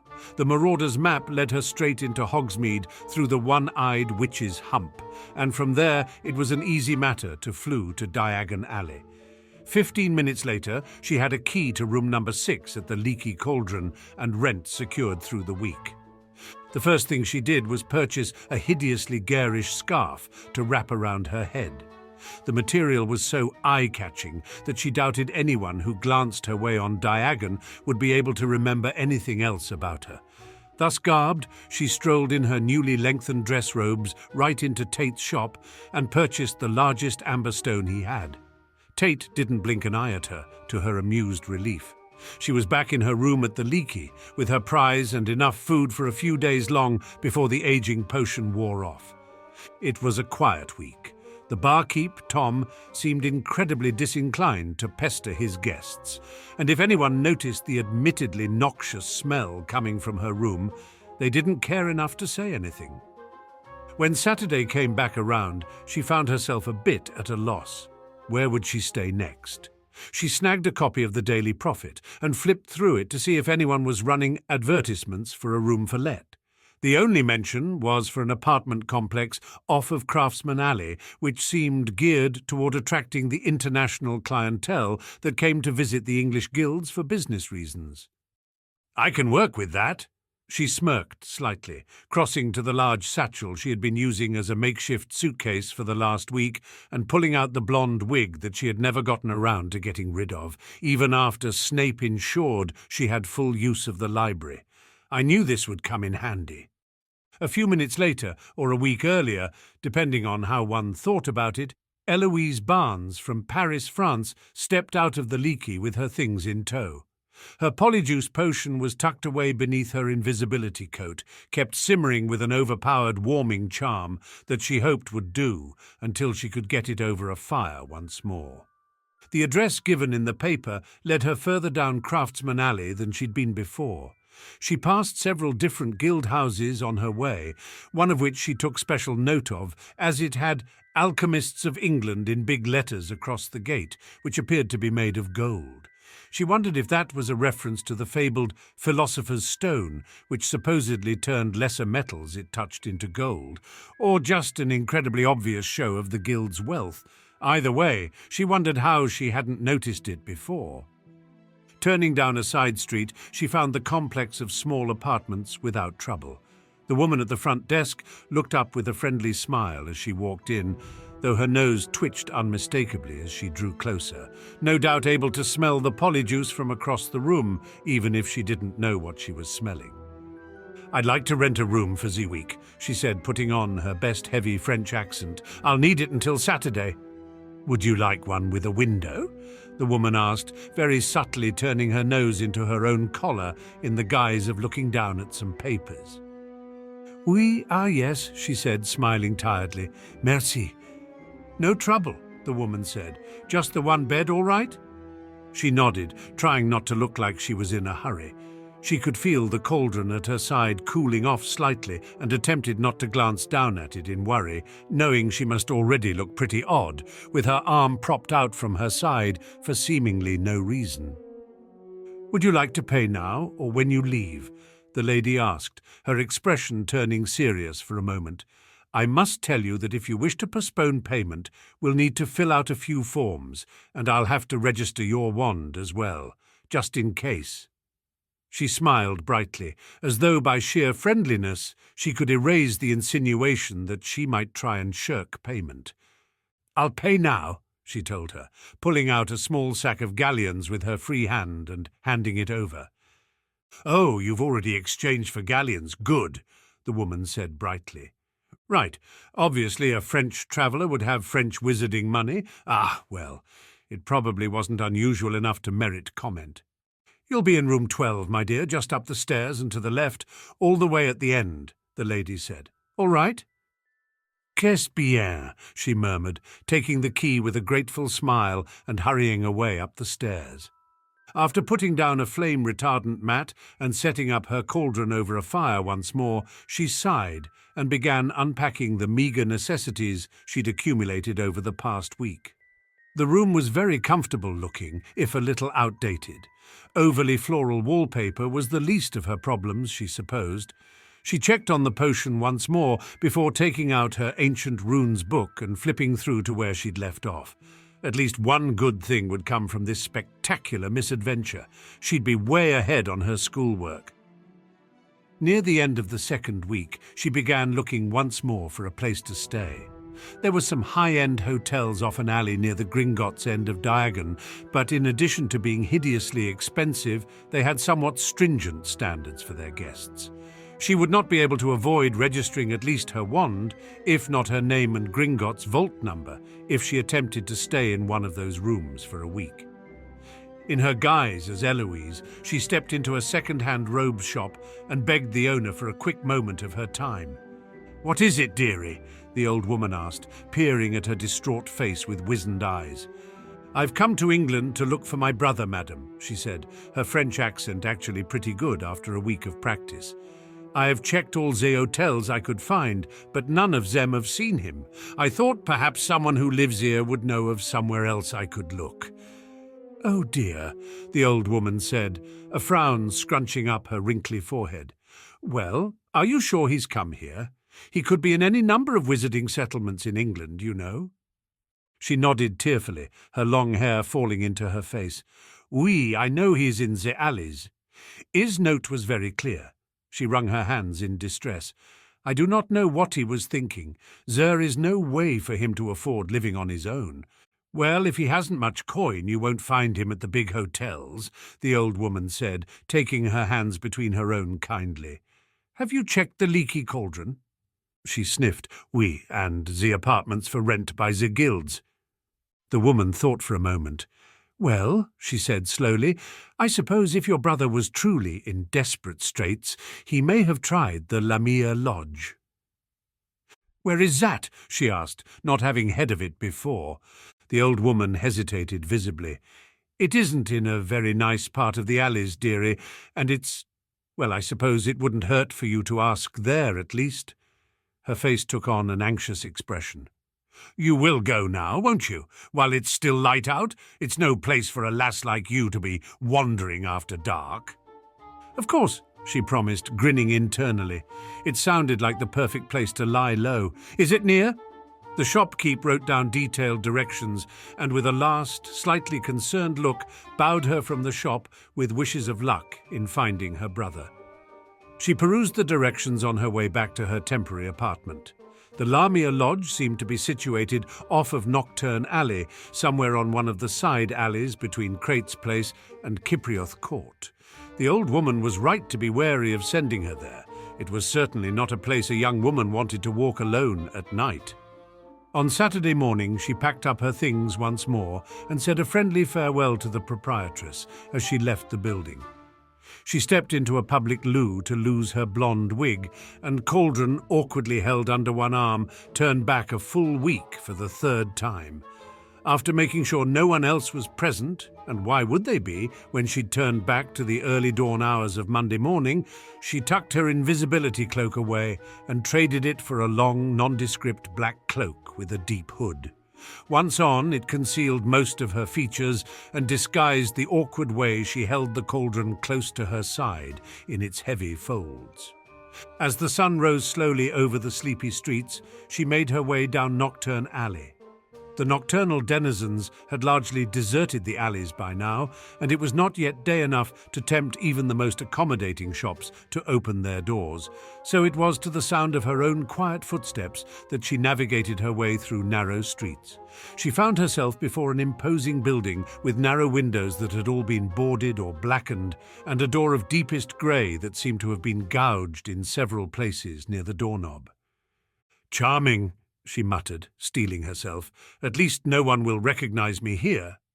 The numbers hanging crookedly above the antiquated knocker, a match to the ones the old woman had written down, were the only assurance that this was the correct place. Steeling herself, she grasped the knob and opened the door with a confidence she did not feel. It swung inwards with an awful squeak that she felt had to be contrived for some sort of effect. There was simply no way those gleaming hinges actually contained that much rust. A narrow carpeted hallway led to a slightly larger room with a desk pushed somewhat lazily into one corner. Slumped at the desk, facing away from the entrance, was a thin wane man with long lank hair and robes that looked like they'd lost a fight with a nest of moths sometime in the distant past. "Excuse me," she said, raising her voice slightly in case he was as asleep as he looked. No need to shout. His voice sounded like a spider had spun cobwebs in his throat. She half expected dust to come spewing from his lips, but barely a particle of air stirred as he rose fluidly from his slumped position and turned to face her. He was quite a bit taller than she was, but she told herself that height was a ridiculous thing to be intimidated by. "Do you have any vacancies?" she asked, a bit quieter this time. "Vacancies?" he repeated, sounding distantly amused at something. "Whatever for?" "I'd like to rent a room," she said, tucking her chin to keep her face in shadow as he bent down as though he might peer at her from across the room. "This is a hotel, is it not?"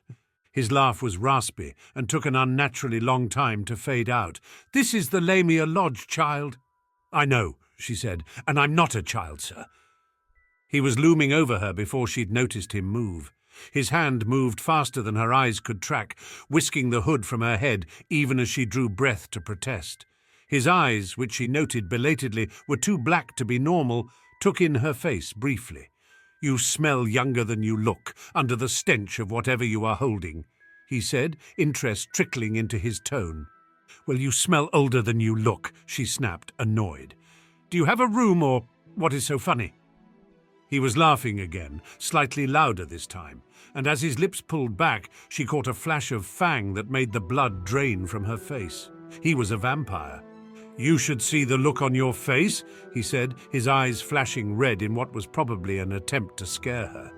She told herself firmly that it wasn't going to work, though there was a voice in the back of her head that asked just what she had gotten herself into. "Did you honestly come to a vampire hotel without expecting to see any vampires, child?" "I didn't know it was a coven-run hotel," she admitted. "I just need a place to stay for a week, and heard this place was cheap." "Oh, it is," he smirked, showing fang again. She wasn't sure if it was meant to be threatening or not. "I'm curious, though. Did you imagine it was called the Lamia Lodge because of the food?" He laughed again, apparently highly amused at his own joke. "I thought it was named after the beetle," she muttered, realizing in retrospect that Lamia was also the name of an ancient Libyan vampire who had a habit of eating her own young. Vampires were apparently very easily amused, as hollow-sounding chuckles filled the space between them once more. She was about to suggest she look for lodging elsewhere when another voice spoke up from across the room where a narrow stairwell descended into the floor. "What is all this racket, Gavril?" the newcomer asked. She was a vampiress with long red hair braided back from her face, and her voice was low and sleepy. "Some of us are trying to rest." She hadn't thought they'd done anything loud, but she supposed a vampire's hearing must be as good as she'd read. "This one wants a room," the first vampire, Gavril, said slyly. "So give her one." The vampiress shrugged gracefully. "If she isn't a Carpathian, what matter?" "She's human," Gavril said, looking almost proud of this fact. "Truly?" The other vampire wrinkled her nose. "She smells like the dead." "I can just go," she offered, feeling very uncomfortable. "Nonsense, you must stay," Gavril said quickly. "Why, we happen to have a lovely room overlooking the inner courtyard. Won't you consider it?" "How much?" she asked, more than a little wary. "We can discuss that later." Gavril smiled widely. "I'd rather discuss it now." She frowned, stepping back unconsciously. "Stop being such a beast!" The vampiress swatted her companion with an annoyed glance. "The room is yours for a galleon a week," she added. "I assure you no one here will bother you. This idiot just hasn't fed in a while." That did not make her feel any better, but on the other hand, 1 galleon for the whole week was an incredible deal. Even if there were bloodstains on the walls, she'd be a fool to pass it up.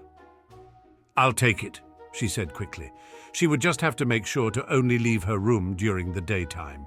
If there were other guests, they'd probably be too busy sleeping to be curious about her comings and goings. "This way," the female said, brushing past Gavril with a pointed look. "Go downstairs and find something to eat. I'll watch the door while you're away." She beckoned with one hand and led Harry through a door that was the same color as the walls, making it nearly invisible until they'd drawn near. On the other side was a staircase going up, which took them to a curved hallway lit with antique candelabra. The vampiress stopped before a door that looked much like all the other doors and unlocked it with a large brass key. "I hope you enjoy your stay," the vampiress said softly, sending involuntary chills up her spine as she crossed the threshold. With a mumbled word of thanks, she closed the door behind her and slumped to the ground.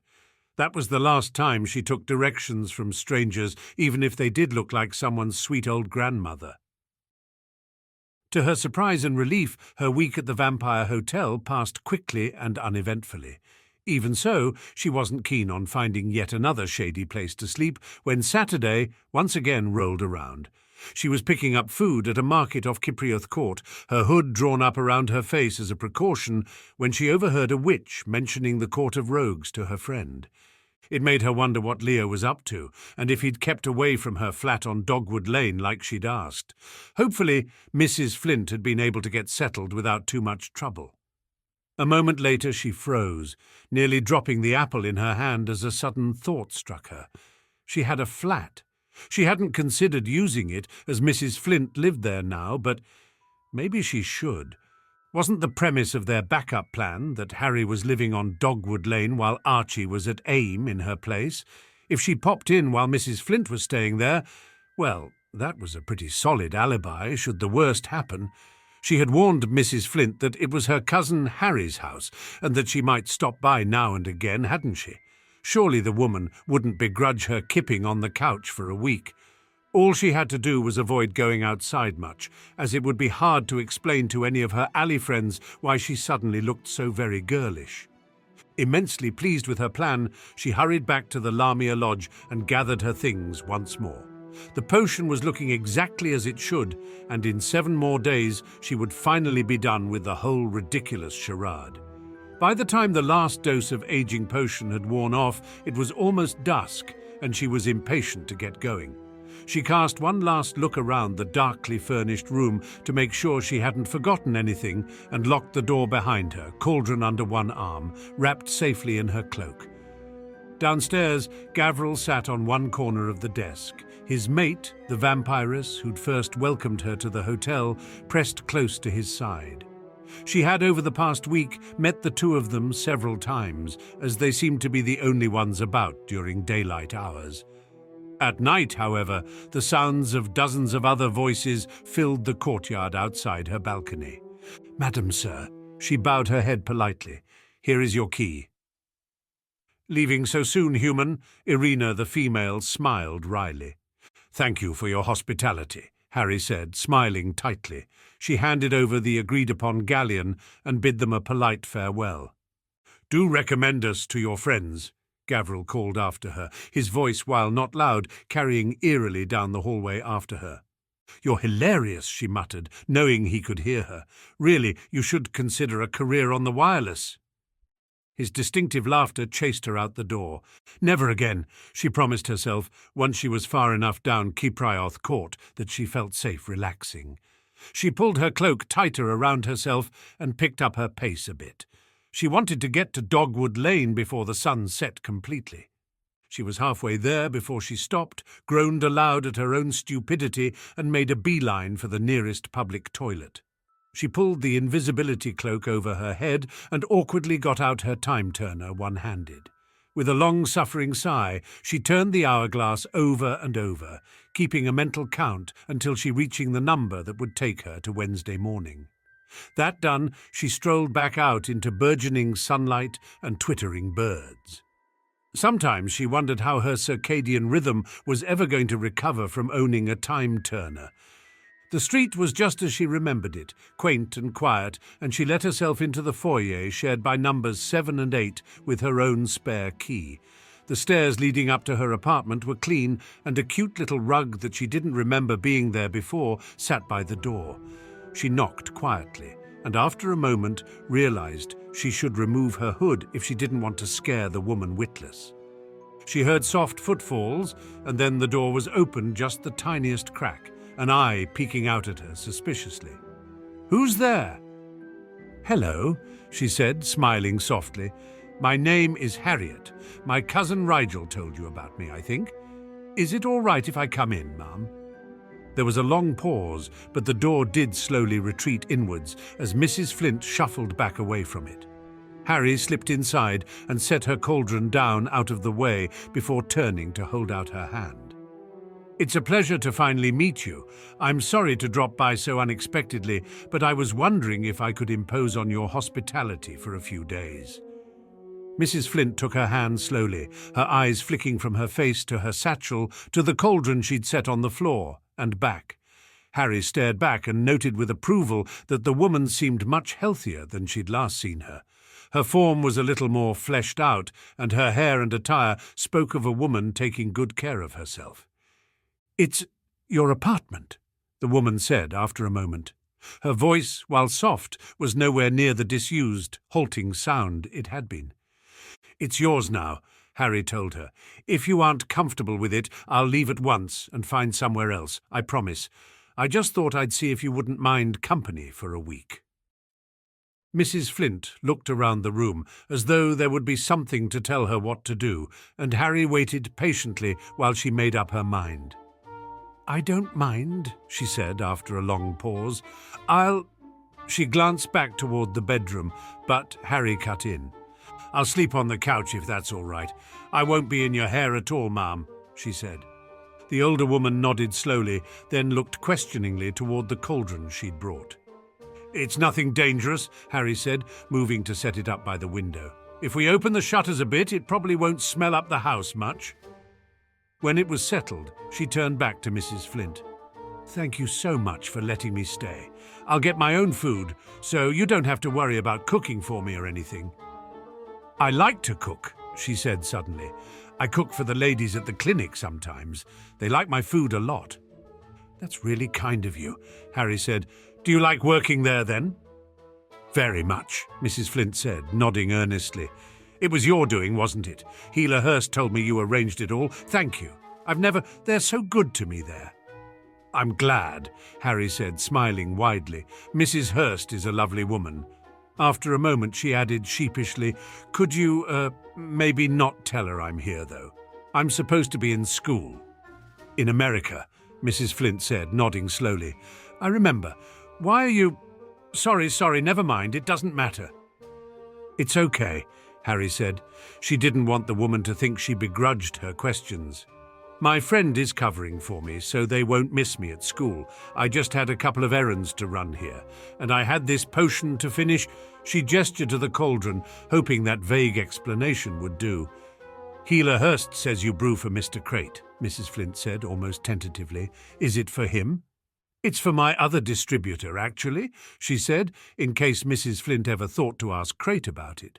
She was surprised the woman had met or heard of Crate already, as his storeroom was fairly far from the inner alleys, but she supposed it was a relatively close-knit community, and those prominently positioned in the Rogue were fairly well known.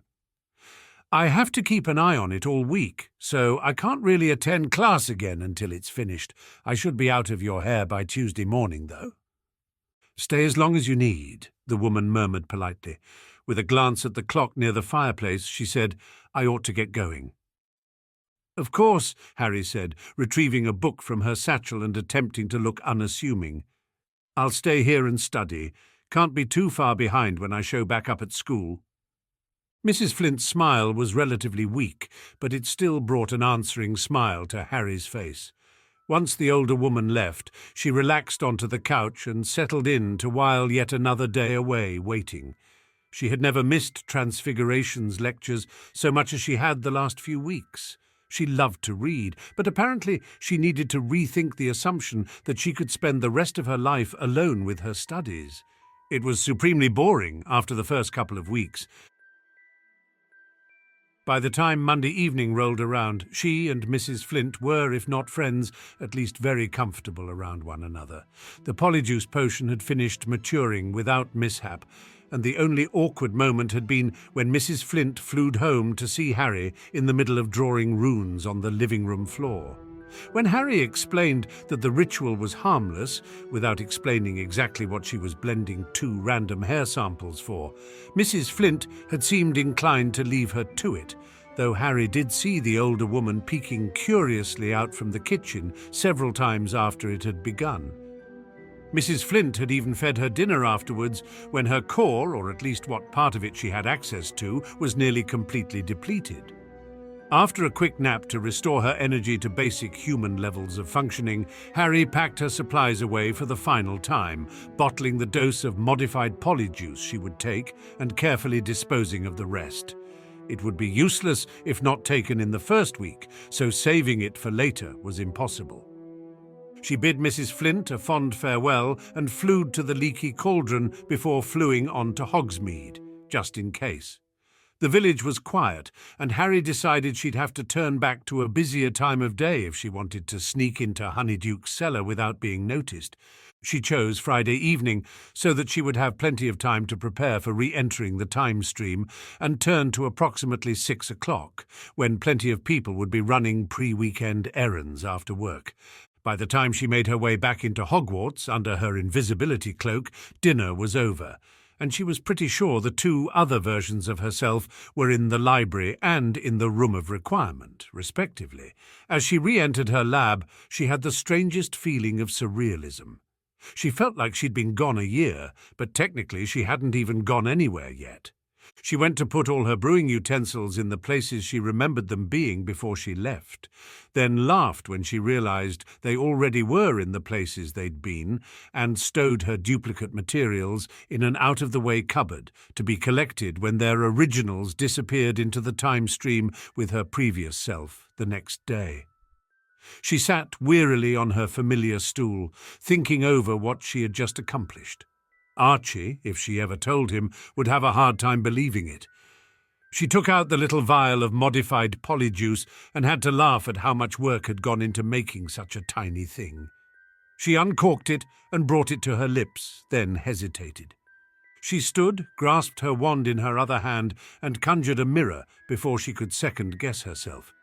She stared at her reflection a long time, taking in her green eyes and vulnerable mouth and stubborn chin. It didn't look like her at all, really. She looked down at the vial in her hand and tossed it back impatiently, grimacing at the awful taste that swam down her throat and pooled like grease in her belly. Her appearance began to waver, then stretch and bubble in a sickening dance. She closed her eyes against the feeling, then opened them when her body had settled into a shape. The person in the mirror blinked back at her, familiar yet not after a month in a different skin.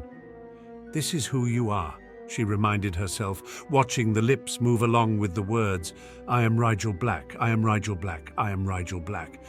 By the fourth or fifth time she repeated the phrase, it started to sound true, and after pacing the length of her lab for another 10 minutes, she felt as though she'd never left.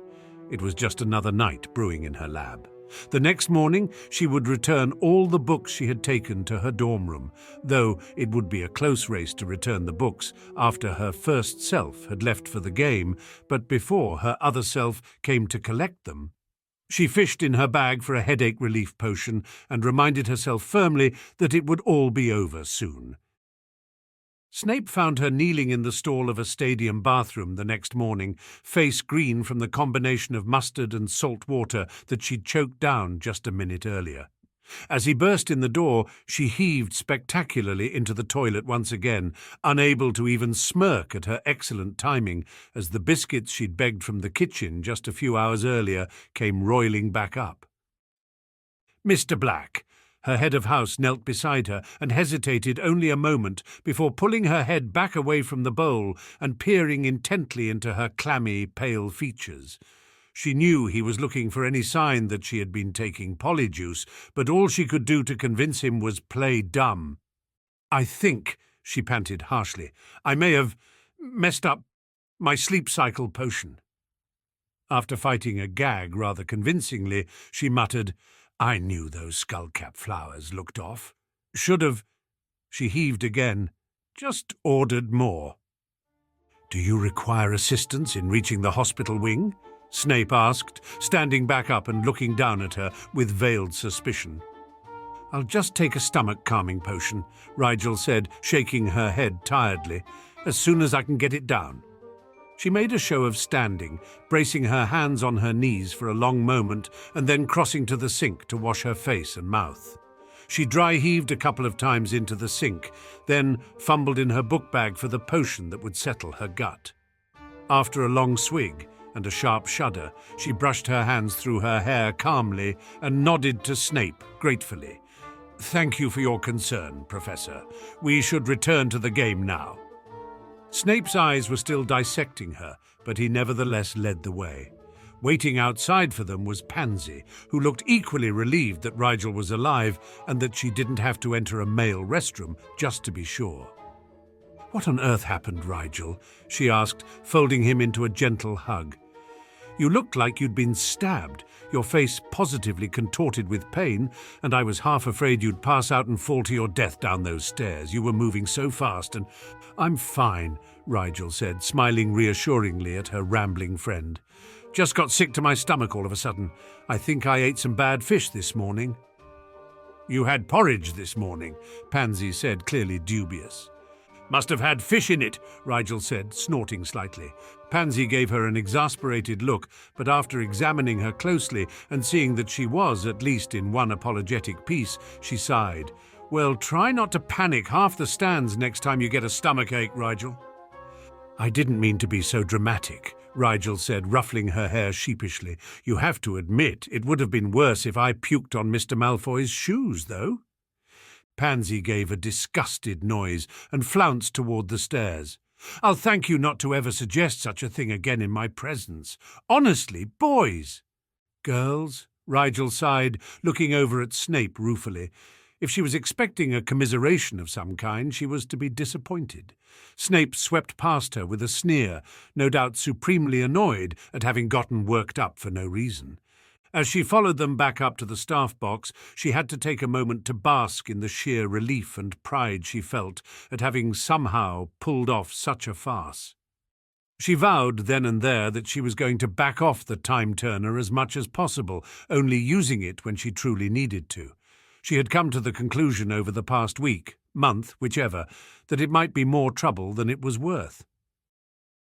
Unfortunately for her integrity, her solemn decision to respect the sanctity of the laws of time did not last longer than the first week in February, when she realized that there was a very important thing that she should be doing with her time-turner but wasn't.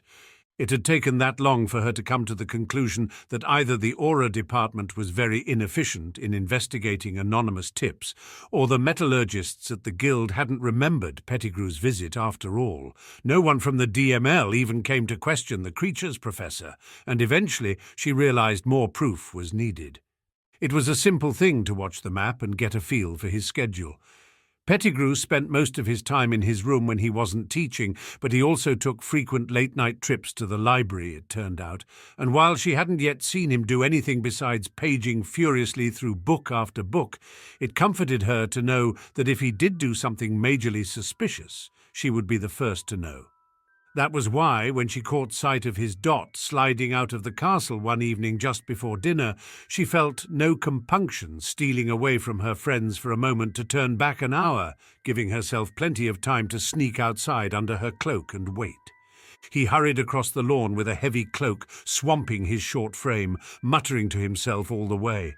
She tried to creep closer, to hear what he was saying, but when she rustled a leaf too near, he swung around with a wild, hunted look on his face, brandishing his wand unsurely.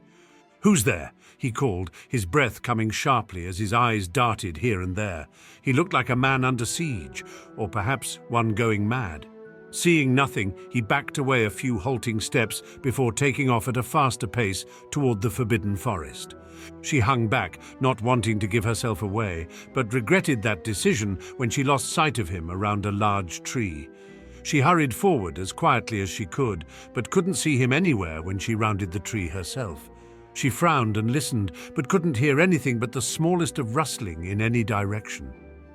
Where had he gone? She took out the map to see which direction his dot had taken, but only just caught sight of it falling off the edge of the map before it disappeared entirely. Annoyed at herself, but mostly at him for traipsing suspiciously through the forest like he was hoping to be caught out at being up to something, Rigel retraced her steps and hurried back toward the castle. There was no telling how long he would be in there, and she could watch for his dot coming back toward the grounds just as easily from the warmth of Hogwarts as she could from the freezing forest. She would figure out what he was doing with the jewel, no matter how long it took. Time was in her favor, after all. It took a couple of weeks to get back into the rhythm of classes after her unconventional hiatus, but all the extra studying she'd done while mindlessly waiting for the polyjuice to finish had an unexpected consequence. "How did you finish so quickly?" Pansy asked lowly, looking exasperated, as Rigel looked up from the book on exotic poisons she'd been perusing as the rest of the class finished their arithmancy quizzes. It took me ages to figure out which formula to use when calculating exponential loss of magic in semi-permanent artifacts of a non-sentient nature. It's a combination of two formulas. They were explained in the appendix of our arithmancy text, Rigel told her. She knew because she'd read the whole thing twice, while trying not to listen to what she thought had been some kind of vampire revel going on in the courtyard beneath her balcony one night. 2, Pansy sighed. Well, I've botched that one then. It was extra credit, Rigel said, smiling a bit at Pansy's perfectionism. I think your marks will recover from this blow. Not my dignity, though, Pansy said. I always fancied myself good at numbers, you know. My maths tutor said he'd never seen a child so fast at mental computations. These word problems are so convoluted, though. It's not at all what I expected when Father told me it was like divination done with numbers. Rigel had to agree with that assessment. While in the higher levels, perhaps, arithmancy could be used to actually divine the outcome of complex events. At the level they were on, it was simply a tool for calculating magic empirically in various situations.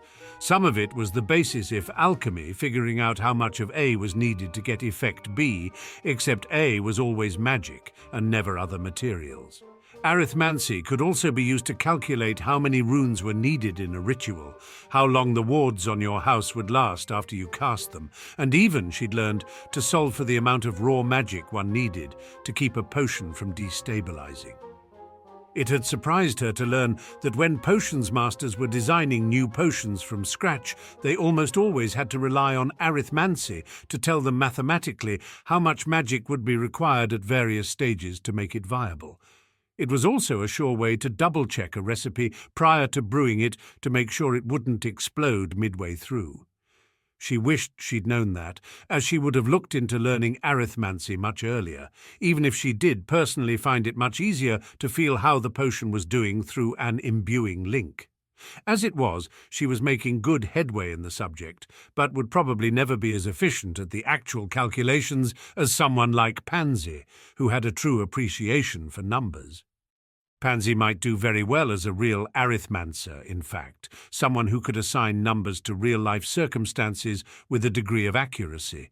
It took years of practice and a good head for relativities, according to their professor, but it was an extremely sought-after skill, if only because so many wizards had difficulty with logic to begin with. Professor Vector finished collecting the last of the quizzes and waved her wand to fill the chalkboard with notes. Today we'll be starting on personal arithmancy. There were scattered murmurs of interest. As the name implies, this is the study of self-arithmancy, which means you'll need to first collect a series of data points about yourself. Can anyone give me an example of the sort of information you need before you can begin assigning numbers to your own magic? How much magic you have to work with, someone said reasonably. The size of your core, I mean. Yes, your reserves must be taken into account for high-level projects and rituals, but what else? Vector asked. Your magical affinity? Another student guessed. Some runes have to be aligned with a light-dark balance, so a person's magic might interact with them if it had a strong inclination, right? That's correct, Vector nodded. It's important to know where you lie on the affinity scale. Anyone else? The rate at which you can cast, Pansy said, a thoughtful look on her face. Speed of magic is important in determining short-term outcomes. Yes, excellent, Vector said. What about non-magic-related data? Age, someone suggested, unsure. Generally, yes, although you only need to know the broad category you fall into. In the case of you all, it is the 13-25 range, Vector said. Anything else? Sex? One of the boys laughed. Girls' magic is different from boys' magic. Yes and no, Vector said, raising an eyebrow. Certain spells or rituals can react to a person's biology, so it is important to keep it in mind. A pregnant witch or wizard's magic is also very different from one of their sex not carrying a child. Relative things like health and infirmary can have effects too. What else? There was silence as people tried to think what else could affect magic.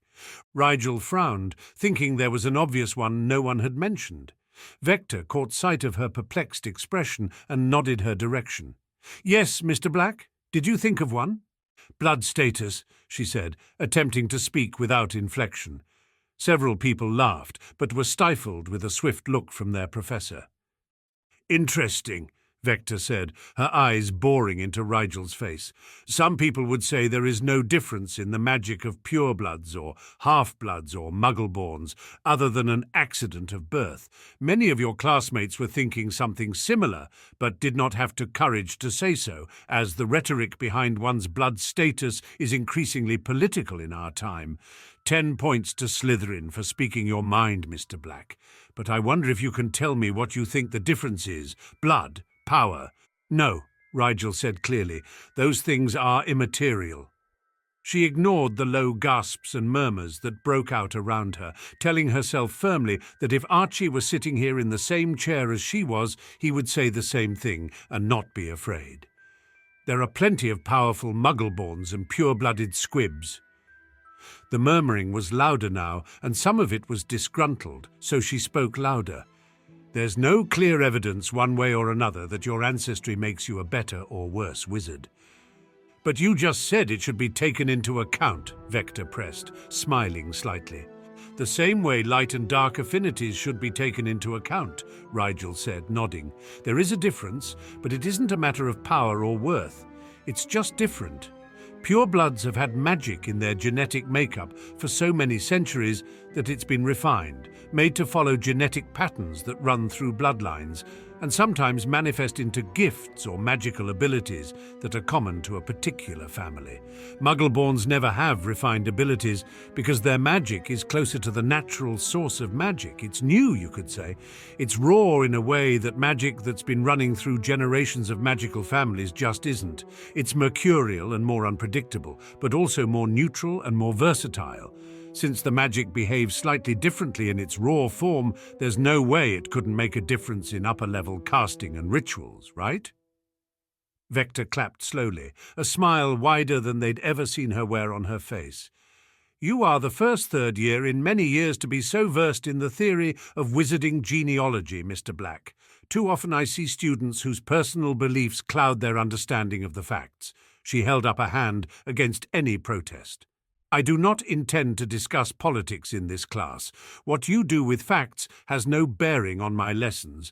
I will, however, give you the facts and allow you to interpret them as you will. Mr. Black is correct. There is a quantitative difference in magic between purebloods and muggleborns, though half-bloods are much more difficult to accurately numerate. She looked briefly annoyed at that. Qualitative we shall not speak of, nor am I interested in reading your family's stance on the issue of blood status in your next essay. She pinned them with a very stern expression. Facts only. After a long silence in which Vector made sure every student understood how strict her policy on the subject of opinion-driven research was, she moved back to the front of the room and gestured to the blackboard. Now, we will begin collecting your data. Due to the kind of problems you'll be expected to solve on this year's end-of-term exam, we will be focusing on your rate of casting, rate of recovery, and relative depth of reserves. The class went on, and Rigel settled down to take notes, ignoring the many varied looks that were sent her way throughout the period. Perhaps, she reflected, after catching even Pansy looking at her oddly from the corner of her eye, she ought not to have expressed her ideas on magical genetics quite so bluntly or forcefully.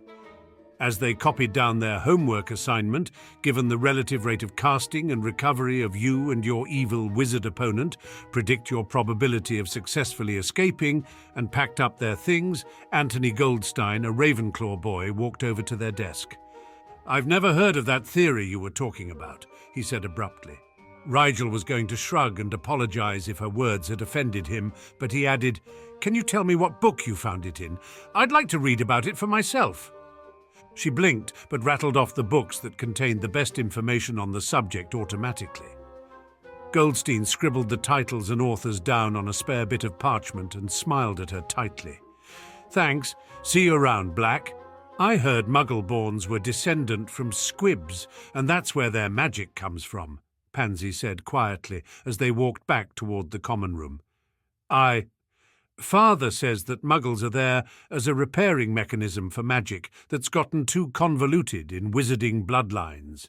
He says it gets rejected in the form of squibs, and then, after a while, it repairs itself and becomes muggle-borns, thus recycling magic back into the system. Rigel thought that sounded like the sort of thing that gave purebloods a reason to call muggles and muggleborns trash or defective or lesser, but instead of saying so, she shrugged. It's not clear yet how magic works or doesn't work in the instances of muggleborns and squibs. There are a lot of theories. All I know it that they've measured the differences in magic between muggleborns and purebloods empirically, and shown that while there aren't significant, consistent differences in average power levels, muggle-born magic is closer to the unbound, formless magic found in nature and magical creatures than the magic of wizards who've had tons of wizard ancestors is. I'd like to read those books too, I think, Pansy said, face blank. They're in my trunk, she offered stoically. You can have them whenever you want. It wasn't really her intention to push her friends into considering new ideas. She'd always been content to let them think what they want, seeing as it wasn't their fault what they were brought up to believe, and it certainly wasn't her place to rock the system. She'd lost that privilege when she decided to use it to her advantage. And yet, somehow, she was having an increasingly difficult time keeping her opinions to herself. Maybe because she'd seen the effect her friends' mindsets had on other people as Harriet. Maybe because they were growing up, and it was natural to begin asserting personal beliefs more strongly. Whatever the reason, she would have to step lightly. The last thing she wanted to do was alienate her friends. She cared about the truth, but she cared about her friendships more. At least, she thought she did. The first weekend of February, she received a note with her breakfast from Remus, asking if she would be amenable to tea in his office that afternoon to catch up. She sent her uncle a cheerful thumbs up from across the great hall, which made him chuckle visibly into his goblet at the head table. "What was that about?" Draco asked from the seat next to her. "Remus wants to have tea with me this afternoon," she said honestly. "That's a first, isn't it?" Millicent said, eyeing her curiously from across the table. "I thought you said at the beginning of the year that you and Professor Lupin were close." "He's been maintaining a professional distance," Rigel explained. "He knows he'll see me all summer at home. It's important for his integrity that it doesn't look like he favours me." "Seems a bit concerned with appearances," Draco said, eyebrow rising. "After all, everyone knows you're a talented student. No one would think you hadn't earned your defence marks." "He has to be concerned with appearances," Rigel said, feeling a little defensive on his behalf. "People are always watching him, waiting for him to make a mistake or show any sign of unsuitability." "You know, sometimes I forget he's a werewolf," Theo said conversationally. "I mean, he's a bit boring, actually. Not his classes, of course, but just as a person. I'm honestly more scared of Professor Trelawney." "She is rather terrifying," Pansy said, smiling in amusement. "Do you know she's predicted 3 deaths this week alone?" "Not yours, I hope," Draco teased. "She wouldn't dare," Pansy sniffed, "though she did tell me I was going to fall ill around the end of term." "Not much of a prediction," Millicent snorted. "Everyone falls ill at the end of term. Finals put stress on the immune system." "Pumphrey is already having Snape brew calming drafts for the Owl and Newt students," Rigel said conspiratorially. "It's driving him spare." "Is that why he took 20 points from that Hufflepuff student for, and I quote, breathing so loudly you give credence to an alternate explanation of your house's dubious nomenclature?" Blaise asked. They burst into undignified laughter at the way Blaise perfectly captured their head of house's ungodly derision. "Someone should be writing these down," Millicent said, wiping her eyes. "We can give it to him as a book when we graduate." "I'm not sure that will make him remember us fondly," Theo grinned. "Not to mention if he started using the same material, it wouldn't be as effective," Pansy pointed out. "Half the fear he induces is of the mind-boggling, how on earth did he come up with that so quickly variety. He was probably teased a lot as a child," Blaise said suddenly, causing them all to fall into an uncomfortable silence. The dark-skinned boy cleared his throat. I mean, generally speaking, that would have necessitated quick comebacks. Thinking about Snape as a kid brought a grimace to Rigel's face.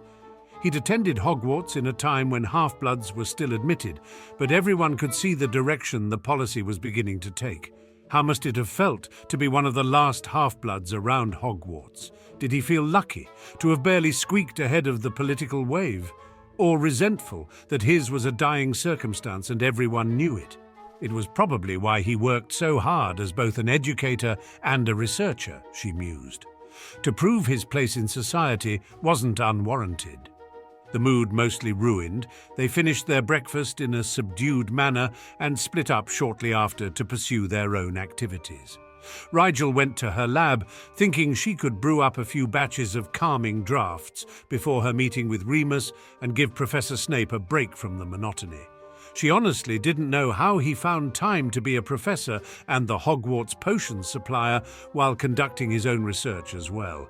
It wasn't as though he had a time-turner, wondering vaguely why they didn't give all researchers time-turners to speed up production of groundbreaking discoveries and cures if nothing else. She got out the supplies she needed automatically, lost in a world of thought. By the time she'd finished her last batch, she was slightly overdue for her tea with Remus, but that was fixed with a quick half-turn back of the hourglass, which hardly even counted, as the overlap was really negligible, she told herself. Before leaving the lab, she pulled out what she was calling eau de Archie in her head and sprayed it liberally under her arms and around her collar.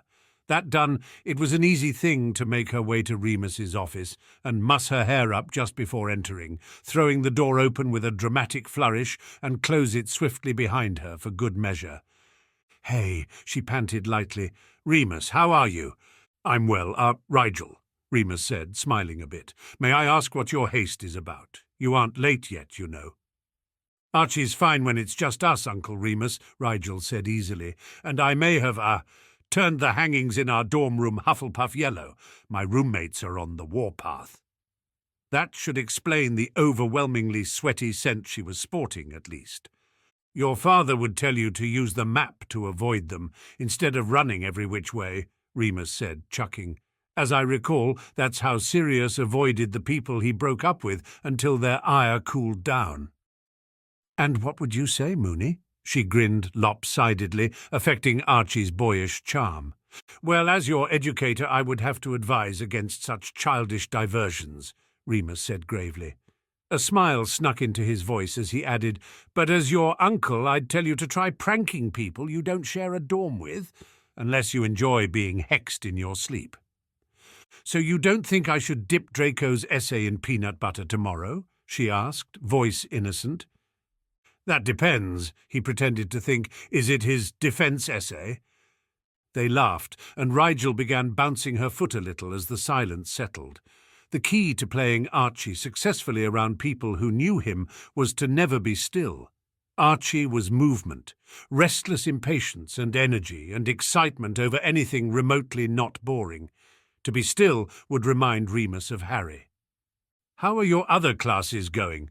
Remus asked, sipping on his tea with a relaxed expression. "You're in magical theory, aren't you? I took that myself at your age. How are you finding it?" "Fascinating," she said, smiling happily. "I'm taking it with Hannah Abbott, who want to be an experimental charms researcher in a private company like what Aunt Lily does, and Anthony Goldstein, who doesn't actually like the class, I don't think, only he wants to be a curse-breaker, and magical theory is a prerequisite for the Newty curse-breaking class. Did you know Ron Weasley has an older brother who's a curse-breaker? He works for Gringotts." That was another thing about Archie. He noticed people, more than objects or ideas, and could ramble at length about anyone he'd had the slightest contact with. It was what made him so good at relating to complete strangers socially, as evidenced by his spectacular performance at the gala. "I've heard that's a very exciting career," Remus agreed. After a moment he paused. "Archie, you are good friends with the Weasley children, aren't you? Sirius mentioned you'd gone to their house a couple of times over break." "Yes," she nodded easily. "They're really nice, except Ginny, who pretends she's not nice because it makes her seem tough. And I think her brothers picked on her a lot when she was young. Ron is in the dueling club with me, and Percy helps me with my transfiguration homework sometimes, and the twins, Well, let's just say I sleep with one eye open at night. Remus chuckled obligingly, but asked, "How do your other friends feel about your friendship with the Weasleys?" They get sort of annoyed, actually," Rigel said, not seeing the harm in being honest. "Draco especially doesn't approve of them, though he's been a little better now that Ron is listening to him in dueling practice." "That's good," Remus said, looking relieved. "I wouldn't want you caught in the middle of anything. You're a good young man, Archie. You should build friendships wherever you see fit." "Remus," she said suddenly, frowning a bit, "why do people like Draco dislike the Weasleys so much? It almost seems like they look down on them as much as they look down on Muggleborns, which doesn't make sense. I mean, they're both purebloods, no matter what their stance on politics." Remus looked troubled, and Rigel hurried to add, "It's not that I don't understand the political issues at stake. It just seems to me that you could disagree with someone without actually hating them, you know." Remus took a long drink of tea, seeming lost in thought, then said somewhat delicately, "There are many families across the light-dark political divide who do respectfully disagree. The Weasleys, however, are considered by the most extreme supporters of blood purity, mind you, not the general populace, to be blood traitors. That just means they support Muggleborn and half-blood rights equal to pureblood rights, doesn't it?" Rigel said, a bit confused. She hated not understanding a problem completely. "Everyone who supports Dumbledore's faction is anti-blood supremacy." "But they aren't all looked upon as the Weasleys are they?" Remus said knowingly, watching the wheels turn in her head. What's the difference I'm missing?" she asked, troubled that she hadn't picked up on that nuance before. "What do you know about the term blood traitor, exactly?" Remus asked, slipping into professor mode. "Well, it's an insult," she said slowly, "a sort of synonym for muggle lover, I guess." "Precisely," Remus said. "In fact, the root of the term is a reference to the literal meaning of the insult muggle lover. Both terms are used loosely as insults for people who support or even sympathize with muggles and muggleborns, but originally it was very explicit. A muggle lover, a blood traitor in its truest sense, refers to a witch or wizard who has relations with muggles or muggleborn witches and wizards." Rigel wrinkled her nose. "That doesn't make sense, though. The Weasleys are pureblood." "There are some," Remus said carefully, "who believe it is a mere technicality." He looked incredibly awkward, but soldiered on in his explanation. "Some purebloods believe that the Weasley family, bred with muggles or muggleborns on purpose in an effort to revitalize their bloodline.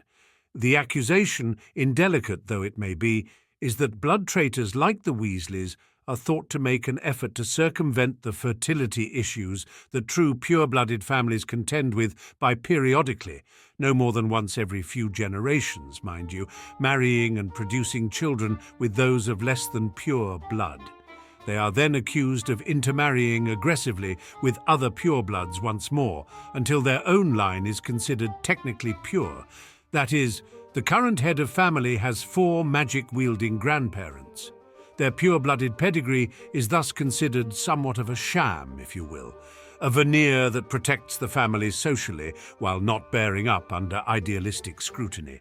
Thus the term blood traitor refers to someone who betrays his own blood while not relinquishing the claim to that blood status completely. Rigel was trying not to look shocked, but she had honestly never heard anything of the sort. If they believe that families like the Weasleys can actually achieve increased odds of fertility simply by infusing a little genetic variation into the bloodline, then why don't they try it? So many purebloods lose children to unknown causes. If the Weasleys have found a way around that, I don't see why everyone isn't using it." Remus grimaced. "Archie, you were raised in a moderate, open-minded household. I'm not sure you can ever understand how deeply preconceived notions about the world can run. Imagine if someone told you tomorrow that your thoughts on, academic integrity were all wrong, and that if you wanted to get good marks on your final exams, the only way to do so would be to cheat. You would think them ridiculous, and insist that you could get good marks by studying hard and doing what you've always done, and you'd think that anyone who cheated to pass the test was an immoral fool who didn't deserve a good mark. Isn't that right? Well, yes, she said slowly. I suppose so. To people who believe very strongly in the superiority of blood status, telling them that mingling with muggles might save them is not only blasphemy, it's incompatible with every truly held faculty within them. Remus sighed.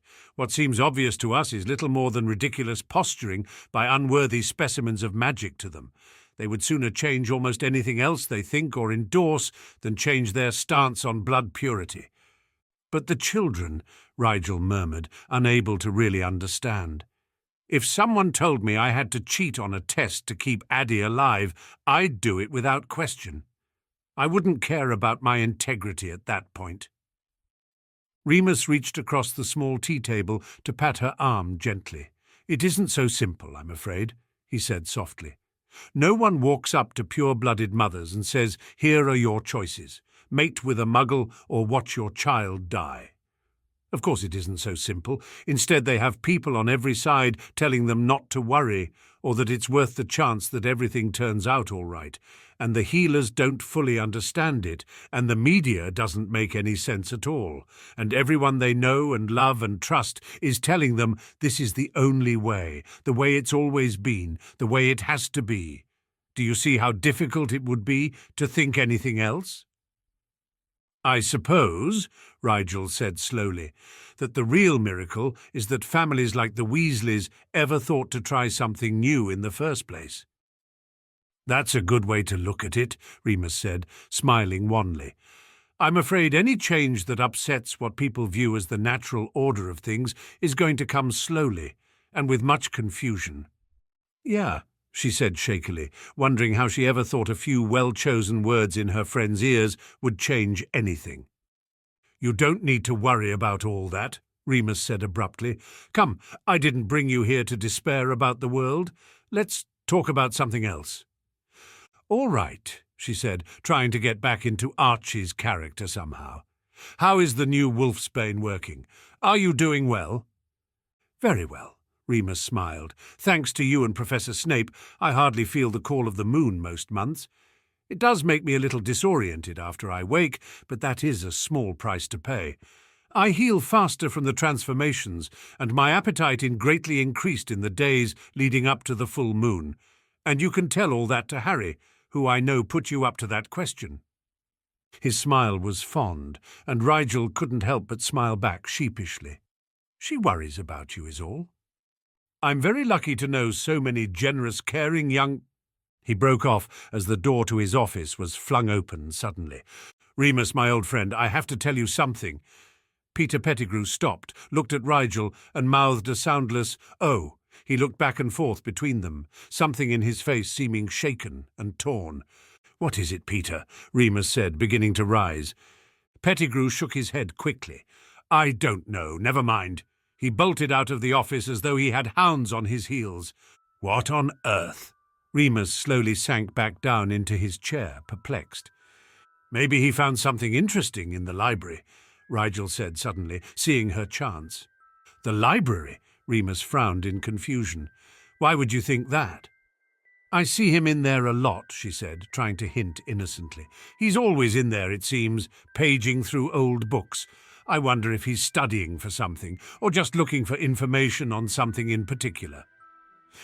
Remus cleared his throat and averted his eyes. How odd. He never was the studious type.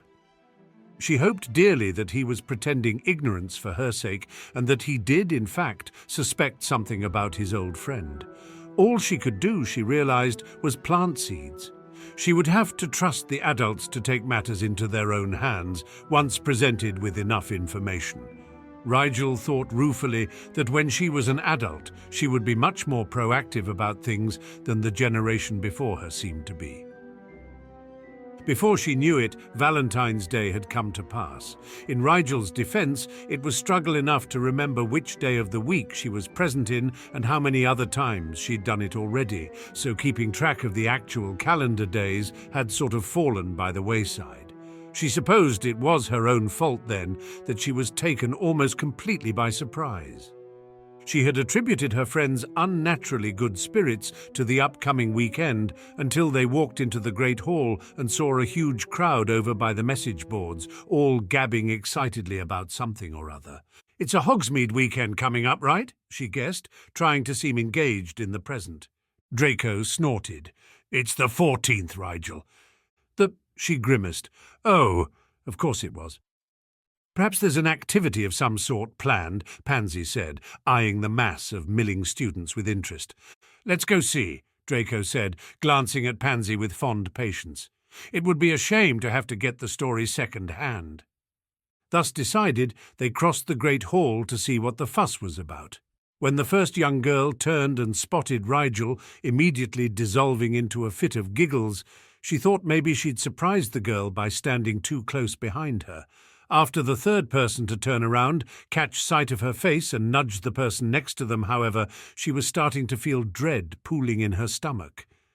Draco, perhaps feeling her sudden change in emotional state, or else noticing the odd behaviour of the students around them as well, said, "What?" very loudly. Laughter spread through the mob, and several students obligingly parted before their trio to let them have a look at the message board. There was a lurid pink flyer taking up most of the 5-by-5-foot space, and smack in the middle of it was a wizarding photo of her. The Rigel in the photo wasn't looking anywhere near the camera, wherever it had been, but was rather gazing off at something out of frame, frowning as though gently intrigued. It was, frankly, ridiculous. "Rigel Black's labour of love," Draco read, grimacing even as the words left his mouth. "Got a letter you're scared to loose? Is your amour better off anonymous? Rigel Black has got your back. One day only, put your passion to parchment and let romantic Rigel do the rest." He turned to Rigel with a pained expression. "What is this, Rigel?" "I don't know," she said, her voice rising a bit as she took in the rest of the poster. "It obviously wasn't me." It says sign your smouldering secret valentines with the name Rigel Black, and I'll deliver them free of charge," Pansy noted, amusement in every syllable. "On my honour, every tender triviality, adoring affection, and devious detail will be delivered, with your identity incognito. It even has a copy of your schedule today, so people can give you their love notes at any time. How sweet is that?" "How quickly can I eviscerate the Weasley twins?" Rigel muttered darkly. They had taken the Rigel-signed note thing too far this time. She turned and made for the Gryffindor table, ready to nip this prank in the bud with extreme prejudice. Before she'd gone 2 steps, however, a tentative hand grasped her sleeve and waylaid her. "Are you Rigel Black?" Rigel looked down into the beet-red face of a Gryffindor first year. "I am," she said, fighting a grimace. "Who are you?" Instead of responding, the 11-year-old girl pressed a small paper heart into her hand with an embarrassed grin. "The name is on the inside. Thanks, Black." Before Rigel could protest that she was certainly not a Valentine's Day owl, the first year was gone, and Rigel was staring down at a piece of red-coloured parchment with a bewildered expression. How is this my life? By the time she made it to the Weasley twins, she had 4 cards in her hand, and she was fairly certain another stuffed in her pocket when she wasn't looking. They took one look at her irked expression and burst out laughing. "Why the long face, Rigel? Didn't you get any valentines?" Fred asked, sending George and several of the other Gryffindors who'd overheard into appreciative chuckles. "Why?" it was all she had to say. "Why do you do this to me?" "One day you'll thank us," George insisted. "You're going to be a symbol, Rigel, a symbol of love, truth, beauty, and—" "Grouchiness," Fred said, poking her cheek, where she could feel a tic developing. "I will get you for this," she promised. "Both of you. Maybe not even at the same time." "I don't think anyone's ever threatened to prank us separately, George," Fred said, looking interested. "Could be fun," George agreed, grinning. Rigel sighed and turned back to the Slytherin table, not sure why she even bothered. When she went to take her seat, however, she found a pile of cards stacked on top of her plate. A round of snickers met her disheartened sigh. "Didn't know you were such a romantic at heart, Rigel," Pusey spoke up from a few seats down the table. Rigel took a deep breath, picked up the armful of valentines on her plate, and dumped them unceremoniously into Pusey's lap. "For that, you can deliver these, Adrian." Pusey spluttered. "No way. Do you know what it will do to my reputation if I go handing out little pink hearts?" "All I know is that you owe me several favours, Adrian," she said, raising an eyebrow challengingly. "I think the least you can do is help me out today, don't you?" "He's got a point, Adrian," Derek said, smirking. He pulled out an elaborately embossed red card from his breast pocket. "Deliver this to Lucian for me, won't you? Don't tell him who it's from." Pusey scowled and snatched the card roughly before tossing it across the table into Bowl's lap. The fact that Bowl was sitting right next to Derek didn't appear to amuse Pusey. "Rigel, come on, have a heart." He trailed off with a resigned groan. "Oh, Rigel has hearts," Theo piped up, arriving at the table with a large grin. "There's a whole stack of them by the common room entrance, in fact, all addressed to him." "Already?" Pansy hid a smile behind her hand. My, word certainly spreads quickly.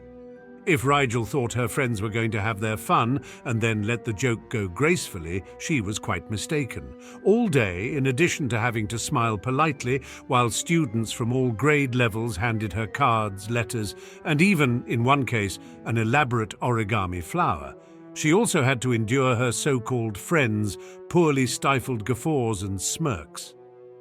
Most of the people whose names were on the valentines she found piled on her desks or passed along by her friends were students Rigel didn't even know. She had to rely on good-natured classmates from other houses to get many of them delivered, but she was almost proud to say that by the end of the day she'd sent every last wretchedly tacky heart on its way. She made it back to the common room just before curfew, having successfully delivered the last batch to a very helpful Cho Chang at the base of Ravenclaw Tower. Adrian Pusey intercepted her on the way to her dorm room, saying, "I hope you know that we are assuredly, even after this, Rigel, I have never been the butt of so many jokes." "That you know of," Rigel said, summoning up a grin. "Thanks, though.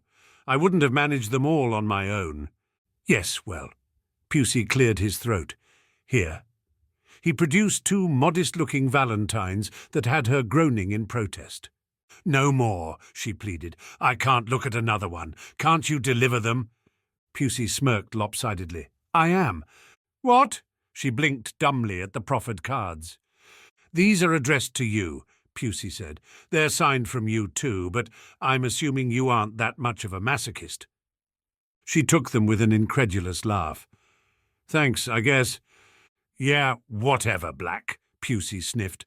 "Next time, do your own dirty work." Rolling her eyes, she made a beeline for the third-year hallway. All she wanted to do was sleep.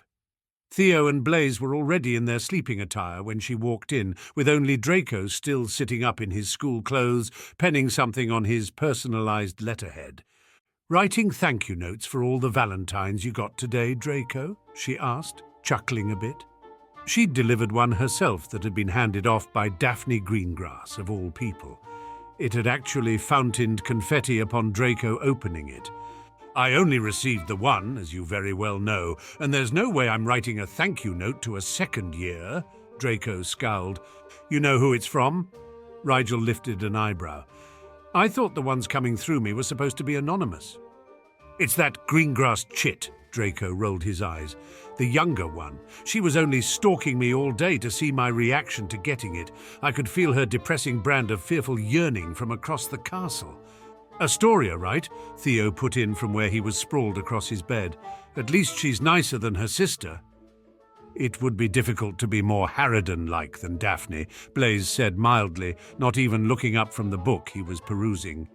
"I suppose a thank-you note would only embarrass her," Rigel shrugged. "Still, you could at least nod politely the next time you saw her. I think she looks up to you after you calmed her down in the carriage that time." "And encourage her?" Draco wrinkled his nose. "I think not. I've enough problems without adding lovesick Shadow to the list. If I ignore her, maybe she'll get the hint and go away." Rigel sighed, but knew that it wasn't really any of her business. It might even work at that. She sat down on her own bed and kicked off her shoes before opening her own valentines curiously. Maybe the twins had sent her one each. It seemed like the sort of cherry-on-top thing they'd do. After close examination, however, they didn't seem to be gag valentines at all. Rather, each contained a message that appeared to have been intended genuinely. The first, a white card with red ribbon tying it closed, read simply, "Be mine." The second, smaller in size but filled with red ink, said, "I've always admired your honest compassion and thought I may as well say it now. You make me think better of Slytherins, and better of young men in general. Thanks for being inspiring in your own quiet way. Happy Valentine's Day." It was signed, "Your secret admirer / Rigel Black." Her lips quirked at the thought that she had a secret admirer.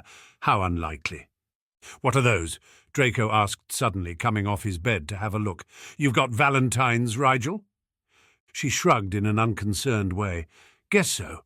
"Oh, stop, I can feel your gooey insides just melting," Draco drawled. "Let's see them, then." She held them on her other side, out of his reach. "Read your own?" Blaze, the traitor, snatched them from her hand from his side of the bed before she realized he'd left his covers. "I haven't got any to read," he said, smirking. Opening the first, he cleared his throat before saying in a dulcet tones, "Be mine, how incredibly deep." He went to open the other one, but Theo had made a grab for it before he got the chance. I know you've had a valentine from Hannah because it had adorable animated crups running along the border. I get to read this one." He recited the note grandly, interspersed with laughs from the other two, and when he was finished, he handed the card back to Rigel with great aplomb. "Looks like we have a little mystery, boys. Who could our Rigel's secret admirer be?" "Admirer S," Blaze corrected, handing the card he'd taken back as well. "I bet I can figure it out within the week," Draco said, smirking. "You have an unfair advantage." Blaze rolled his eyes.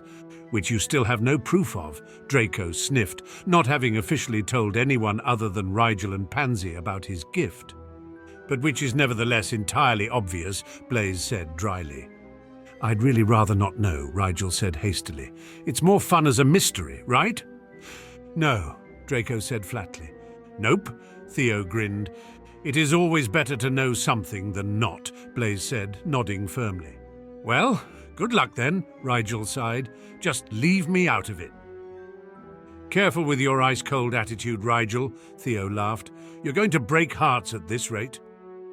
"Like you're one to talk," Draco said, getting back to his letter. "I saw that tear-stained love letter from the Futile girl." "We parted amiably," Theo said, sounding exasperated, "and we only dated once. It's not like there was some grand romance that fell to ruins. She's being dramatic." "It's probably the first time she's dated anyone," Blaze said, reasonable. "She'll gain perspective once she matures a bit." "That doesn't help me now," Theo grumbled. "She wants me to take her to Hogsmeade on Saturday, but I've already asked Geoffrey Hooper." "What are you doing for Hogsmeade, Rigel?" Draco asked, cutting across Theo's whining. Rigel looked over. "I haven't any plans. I don't really need anything, except maybe some more lacewing flies, I guess. Actually, I should probably get a few other things as well." She frowned, wondering why she hadn't thought to replenish the ingredients she'd gone through with the polyjuice while she was staying in the alleys. "I meant for fun, not errands," Draco said. "Who are you going with? Pansy has a date, you know." Oh, Rigel wondered why she hadn't known that. Maybe she'd been asked that day while Rigel was running about delivering cards. "Well, I guess I'll go with whoever doesn't have a date then." "I'm not going," Blaze said, grimacing apologetically. "I have to spend the summer at my family's Italian estate, and Millie offered to start catching me up on European politics."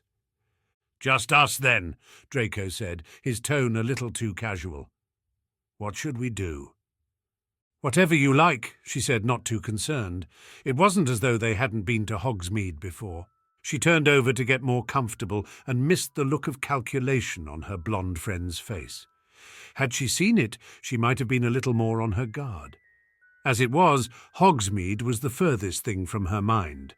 Though it wasn't far off in the liner sense, she had several more days of time-turn classes and studying to get through before looking to the weekend. Draco was of the firm opinion that no proper wizard should ever rouse himself from bed before the sun had bothered to grace the sky with at least a grasping finger's breadth of pink luminescence. At least he had been of that opinion before morning exercise with a certain dark-haired roommate of his had somehow become a normal part of his cultured existence. The recent frequency of early rises hadn't made them any less utterly and uninspiringly odious, but sometimes it was necessary to make sacrifices for larger ends. That was why, even though it was so obnoxiously early that dawn hardly described the situation, Draco roused himself with difficulty from the cocooning warmth of his blankets. His roommates, lucky sods, slept soundly as Draco crept to the foot of his bed and slipped one hand into his trunk. Feeling around for the little pouch that he'd specifically left on the top of all the other items the night before, he grinned in the darkness in a way that he told himself was not at all deranged. He'd always heard stories from his father about hatching plans and seeing them come to fruition, but he hadn't really had the chance to make his own plans. There had never been any reason to, until now. Rigel Black was up to something, and as his friend it was Draco's responsibility to figure out what. That, and the curiosity, was eating away at his soul. After getting a handle on his rather unexpected empathic gift, he'd become accustomed to knowing things. It was immediately obvious to Draco when Rigel began sneaking around at the beginning of the year, but every effort he'd made to keep an eye on his friend had been frustrated by the fact that Rigel was always doing something perfectly reasonable. Draco was practically drowning in feelings of guilt and excitement every time Rigel made an awkward excuse and ducked into a bathroom or around the corner or wherever he would disappear to for inexplicably short amounts of time. He was never unaccounted for longer than a few minutes, which was the really strange part. Draco just knew he was up to something, but what could possibly be both interesting enough to hide and accomplished in 5 minutes? His running, if admittedly unlikely theory, was that Rigel had a relationship he was keeping secret, which had him sneaking off for kisses in broom cupboards all over the castle, or something. Nothing else that he'd come up with made any sort of sense, unless Rigel had had an embarrassing case of irritable bowel syndrome all year. Today he would find out one way or another. His plan was foolproof. In his hand was a tiny little tracking device purchased for a modest 7 sickles from a certain joke shop he'd visited over the break. While advertised for use on professors, and how ridiculous a notion was that putting a tracker on Snape's robe hem, Draco thought it would be perfect for keeping tabs on his most suspicious friend. He stepped quietly over to where Rigel's shoes were sitting on the floor beside his bed and carefully attached the tiny tracking bug onto the underside of Rigel's right sole. With anyone else, this would be a bit of a gamble, but Rigel wore the same pair of shoes every day. It would be his undoing, Draco thought with a somewhat maniacal smirk. As he slipped back into bed to go back to sleep until the others woke up, he had to admit it was pretty exciting, sneaking around like one of Grindelwald's spies. He could see why Rigel would find it appealing, but that didn't mean he would just let the other boy get away with it. He was creeping through a dark forest, his wand at the ready. Wait, that wasn't his wand, it was a sugar quill. Taking a bite thoughtfully, Draco spotted a majestic unicorn coming into the clearing. "Hail, unicorn!" he said, saluting with his sugar quill smartly. "Hail, Draco!" the unicorn whinnied, bowing its horn low to the ground. "Where did you learn to bow, unicorn?" he asked, confused. "The same place I learned to curtsy," the unicorn said, now wearing a skirt. That made sense, he thought, setting off to a different part of the forest. He was looking for something, and something important. There! A flashing light up ahead made him break into an excited jog. The light led him to a clearing full of sunlight. There were birds singing and the most delicious smell in the air. It was... He opened his eyes and fell forward into a meadow of strawberries. Only they weren't strawberries, they were strawberry tarts, and they were calling out his name. "Draco! Draco!" "Draco, get up!" Someone was shaking him. He opened his eyes into Rigel's exasperated grey orbs. "Weren't you the one so eager to get to Hogsmeade today?" Draco yawned, rubbing his eyes and hair simultaneously. "I hate mornings." "It's almost 9, Draco." Rigel said, openly amused at his expense. "I didn't sleep well," he said, trying to regain a semblance of his usual poise. Rigel's secret had better be worth his beauty sleep. "That's a first," Rigel snorted. "Usually you're out cold the moment your head hits the pillow. Bad dreams?" "Malfoys don't have bad dreams," Draco informed him. "Even the figments of our imagination know their place." Yes, all hail Draco, King of Dreams," Rigel said, heading for the door. "When you rejoin reality, I'll be at breakfast." "Hail Draco, yes," he murmured sleepily, reclining back into his pillow once more. A few minutes later, he sprung up with a gasp and cursed quietly. "Focus, Draco," he told himself firmly, pushing the covers back and hurrying to make himself presentable. He could not afford to be off his game today, not if he was going to catch Rigel by surprise. He arrived at the Slytherin table in time to hear Rigel inquiring politely about Pansy's date. "It's obligatory," their friend sighed. Draco wasn't fooled by her nonchalance, however. He could read a subtle excitement underlying the slightly disengaged calculation that he'd come to understand was Pansy's norm. "Don't dissemble," Draco teased her. "We know you love sussing out new people." "Especially when they don't see it coming," Rigel said, moving over a bit to make room for Draco to sit. "Only fools take the world at face value," Pansy sniffed, fluttering her lashes. "Can I help it that so many young men these days are fools?" "Not us, though, right?" Theo grinned lasciviously from across the table. "No comment," Pansy said sweetly. They finished their meal and broke off in different directions for the day. Rigel and he took a carriage to Hogsmeade alone, and Draco tried to remember the last time he'd done something with just Rigel and none of their other friends. "How have you been?" he asked, somewhat lamely, just to get the ball rolling. If he could persuade Rigel to tell him what he'd been up to now, it would save him a lot of trouble. Then again, Draco thought with a slight frown, he'd already gone to the trouble of coming up with such a brilliant plan. It would almost be disappointing if Rigel revealed his secret right off. "Just fine," Rigel said, smiling a bit and radiating amusement to Draco's senses. "Snape is letting me brew Felix Felicis next week." "That's very advanced," Draco said, suitably impressed. Rigel smiled wider, visibly pleased. It would take 6 months to complete. And of course the Ministry doesn't encourage casual brewing of the substance in any case, but we'll at least be able to get a good start on the base before the end of the school year. "Sounds involved," Draco offered. "It's going to be fascinating," Rigel agreed. "So where do you want to go today?" "Wherever you like," Draco said. His plan was actually to let Rigel get comfortable, while simultaneously monopolizing his time all morning.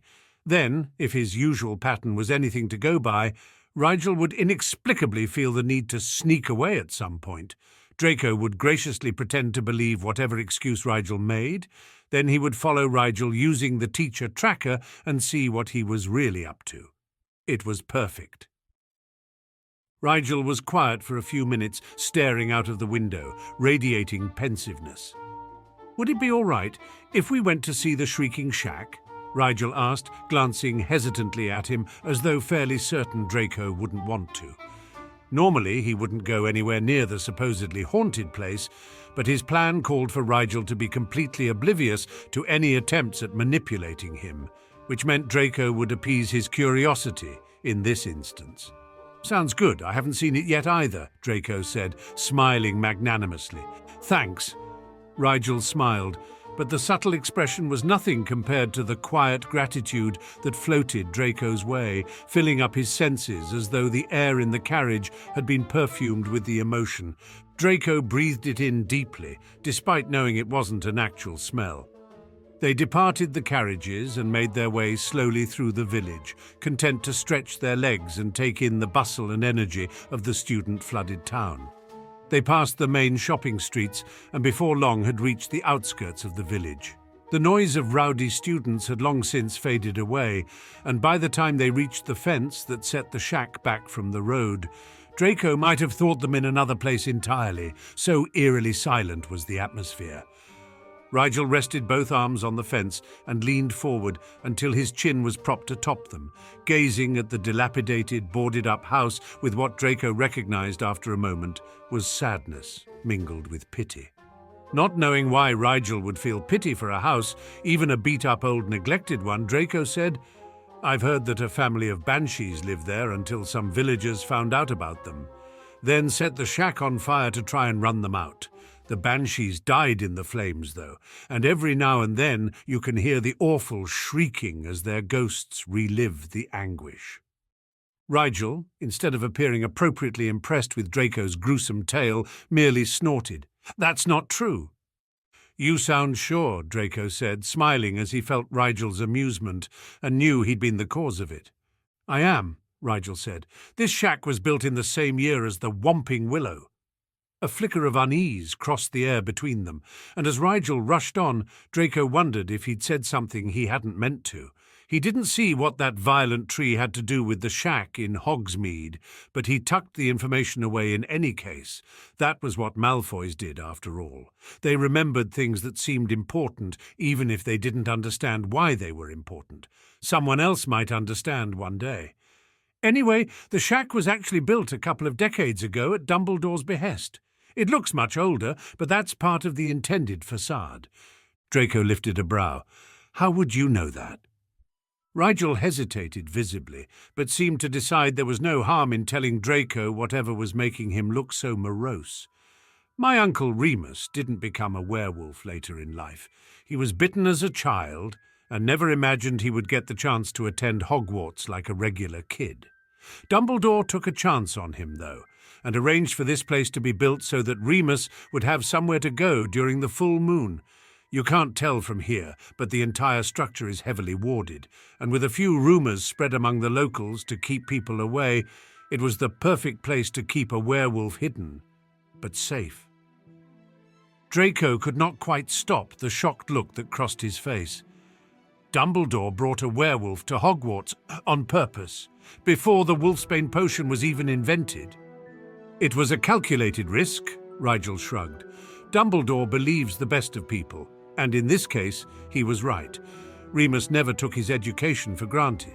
He worked incredibly hard, studied everything he could, and graduated near the very top of his class. It's impressive, considering how ill he must have been several days out of every month," Draco allowed. "It didn't do any good in the end, though," Rigel said, frowning. "For all his brilliance and kindness and work ethic, Remus has never been able to keep a steady job. He refused to hide his condition, refused to lie about what he was once he graduated. He wanted to be appreciated on his own terms, and the world let him down. Every time he was told, 'No, you aren't good enough. No, we can't take the risk.' You can't blame people for—" "Can't I?" Rigel sighed. "He's more risk to his family and friends, the people who stand by him when the moon waxes, than he is to an employer who would likely never see him after 5 o'clock anyway. We saw the good in him. Dumbledore saw it when he was only 11. I've never understood. Why couldn't other people? Why is it so hard to look past someone else's circumstances?" Draco didn't have an answer to that, at least not one he thought Rigel would understand. Rigel wasn't afraid of anything. Of course, he didn't comprehend how fear could motivate people to prioritize themselves over others, even unnecessarily so. It was basic instinct, not something rational that you could change about the world. People would always shun the monsters and embrace the ordinary. "I'd heard about this place, but I've never been here," Rigel said, looking at the shack once more. "Seeing it, I wonder how it would have felt. Remus was our age, younger, the first time he was brought here. A dark, lonely house that creaked in the wind, waiting for the sun to go down and a monster to claw its way out from his own soul. Then waking up alone and in pain and wondering what he'd done the night before and waiting for someone to come collect him, wondering if they would this time or if they'd finally decide to just leave the monster be. Sometimes, when I encounter difficulties, I think of Remus, and I wonder if I would have had the strength that he did. Most werewolves bitten young don't live to adulthood, you know." "I didn't," Draco said, feeling distinctly uncomfortable. If he'd ever thought long about werewolves in the past, it had been in terms of whether he was ever likely to meet one on a full moon. He certainly hadn't thought about what life was like from a werewolf's point of view. He hadn't ever thought about how a werewolf became that way, except in the academic sense. It made him realize that he could become a werewolf, easily, if he were unlucky enough to be caught and bitten. That thought bred an automatic fear that he had difficulty channeling into objective caution. His instinct was to avoid thinking about werewolves at all. The curse is hardest on the mind, and children are weak-willed and weak-minded, generally speaking, Rigel said flatly. In most cases, the child either gives in to the wolf and goes completely feral, or dies in the violence of the struggle to remain human. Whenever I find life difficult or aggravating, I remind myself that I have suffered nothing compared to some. Draco made a non-committal noise, really out of his depth in the conversation now. He didn't spend inordinate amounts of time thanking fate for the lot he'd been handed. Somehow he was deserving of it, or that's what had been implied. He was a Malfoy after all. It wasn't accident, but providence that he should be so favoured. Rigel's depressing self-deprecation couldn't go unremarked, however. "You're a good person, Rigel," Draco told him, utterly serious. "You work hard, get all you can out of every moment, and do your best at everything you take on. I don't think you can ask more of yourself than that. It's not a bad thing that you haven't suffered. It's a good thing, and you should be glad of the life you live. If you don't appreciate it, then it is wasted, right?" Rigel mused for a long moment, then turned to Draco with a soft smile. "Yeah, you're right. I should appreciate what I have more, instead of worrying if I'm somehow less because I've avoided hardships that others may experience." Draco thought it odd that Rigel had said avoided instead of something like not been subjected to, but he ignored that in favour of putting a solicitous hand on Rigel's shoulder. "The past was shitty, Rigel, for a lot of people. The future will be better. It ought to be anyway, with everyone alive, having already inherited the world of those who came before them." Draco had always thought that the present was naturally better than the past. It was inevitable in many ways. They wouldn't even have to try that hard. It was like strolling along a garden path. Each step came organically, easily, a continuation of the step that came before. Nothing strenuous or difficult about it in the grand scheme of things. He didn't get why people got so worked up about changing the world, come to that. Change was always happening, with or without people's help. It was halting change that was the real challenge. His father was always lamenting the pervasive, inconsiderate march of progress. "I suppose you're right," Rigel said at length. "I'm being overly sombre, aren't I? My apologies, Draco. This wasn't what I intended by coming here. It's just I've heard so many stories. Being here sort of brought them to life, you know?" "Sure," Draco said easily. "There's a portrait in my father's private office of my great-great-great-grandmother, and when I was 7 she told me that she strangled a ministry official with her bare hands in the blue salon. I've never been able to walk past that room without shuddering." Rigel let out a mildly horrified laugh, and the tension was broken at last. "Why did she strangle him?" "Her," Draco said, grimacing a bit. "Apparently my ancestor suspected the witch of conspiring to bear a Malfoy bastard. The claim was never substantiated, of course, mostly because the witch never got a word out." Rigel was suddenly very disturbed, so Draco hurriedly changed the subject. "Let's get back to the village. We can get a butterbeer, and you can tell me how you've managed to show so much improvement in dueling this semester. Did you spend the whole winter break practicing, or what?" They spent the rest of the morning walking and talking and generally just wasting time. Draco hadn't been so amused in a long while. His friend's dry wit and semi-caustic opinions almost made him forget that the day had a plan. Almost.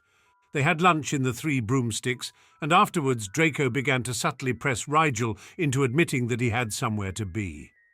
"I wouldn't mind splitting up for a while. I mean, if you needed to get some errands run." "I don't really have anything besides going to the apothecary on my list," Rigel said, looking entirely nonchalant. Draco didn't believe it for a moment.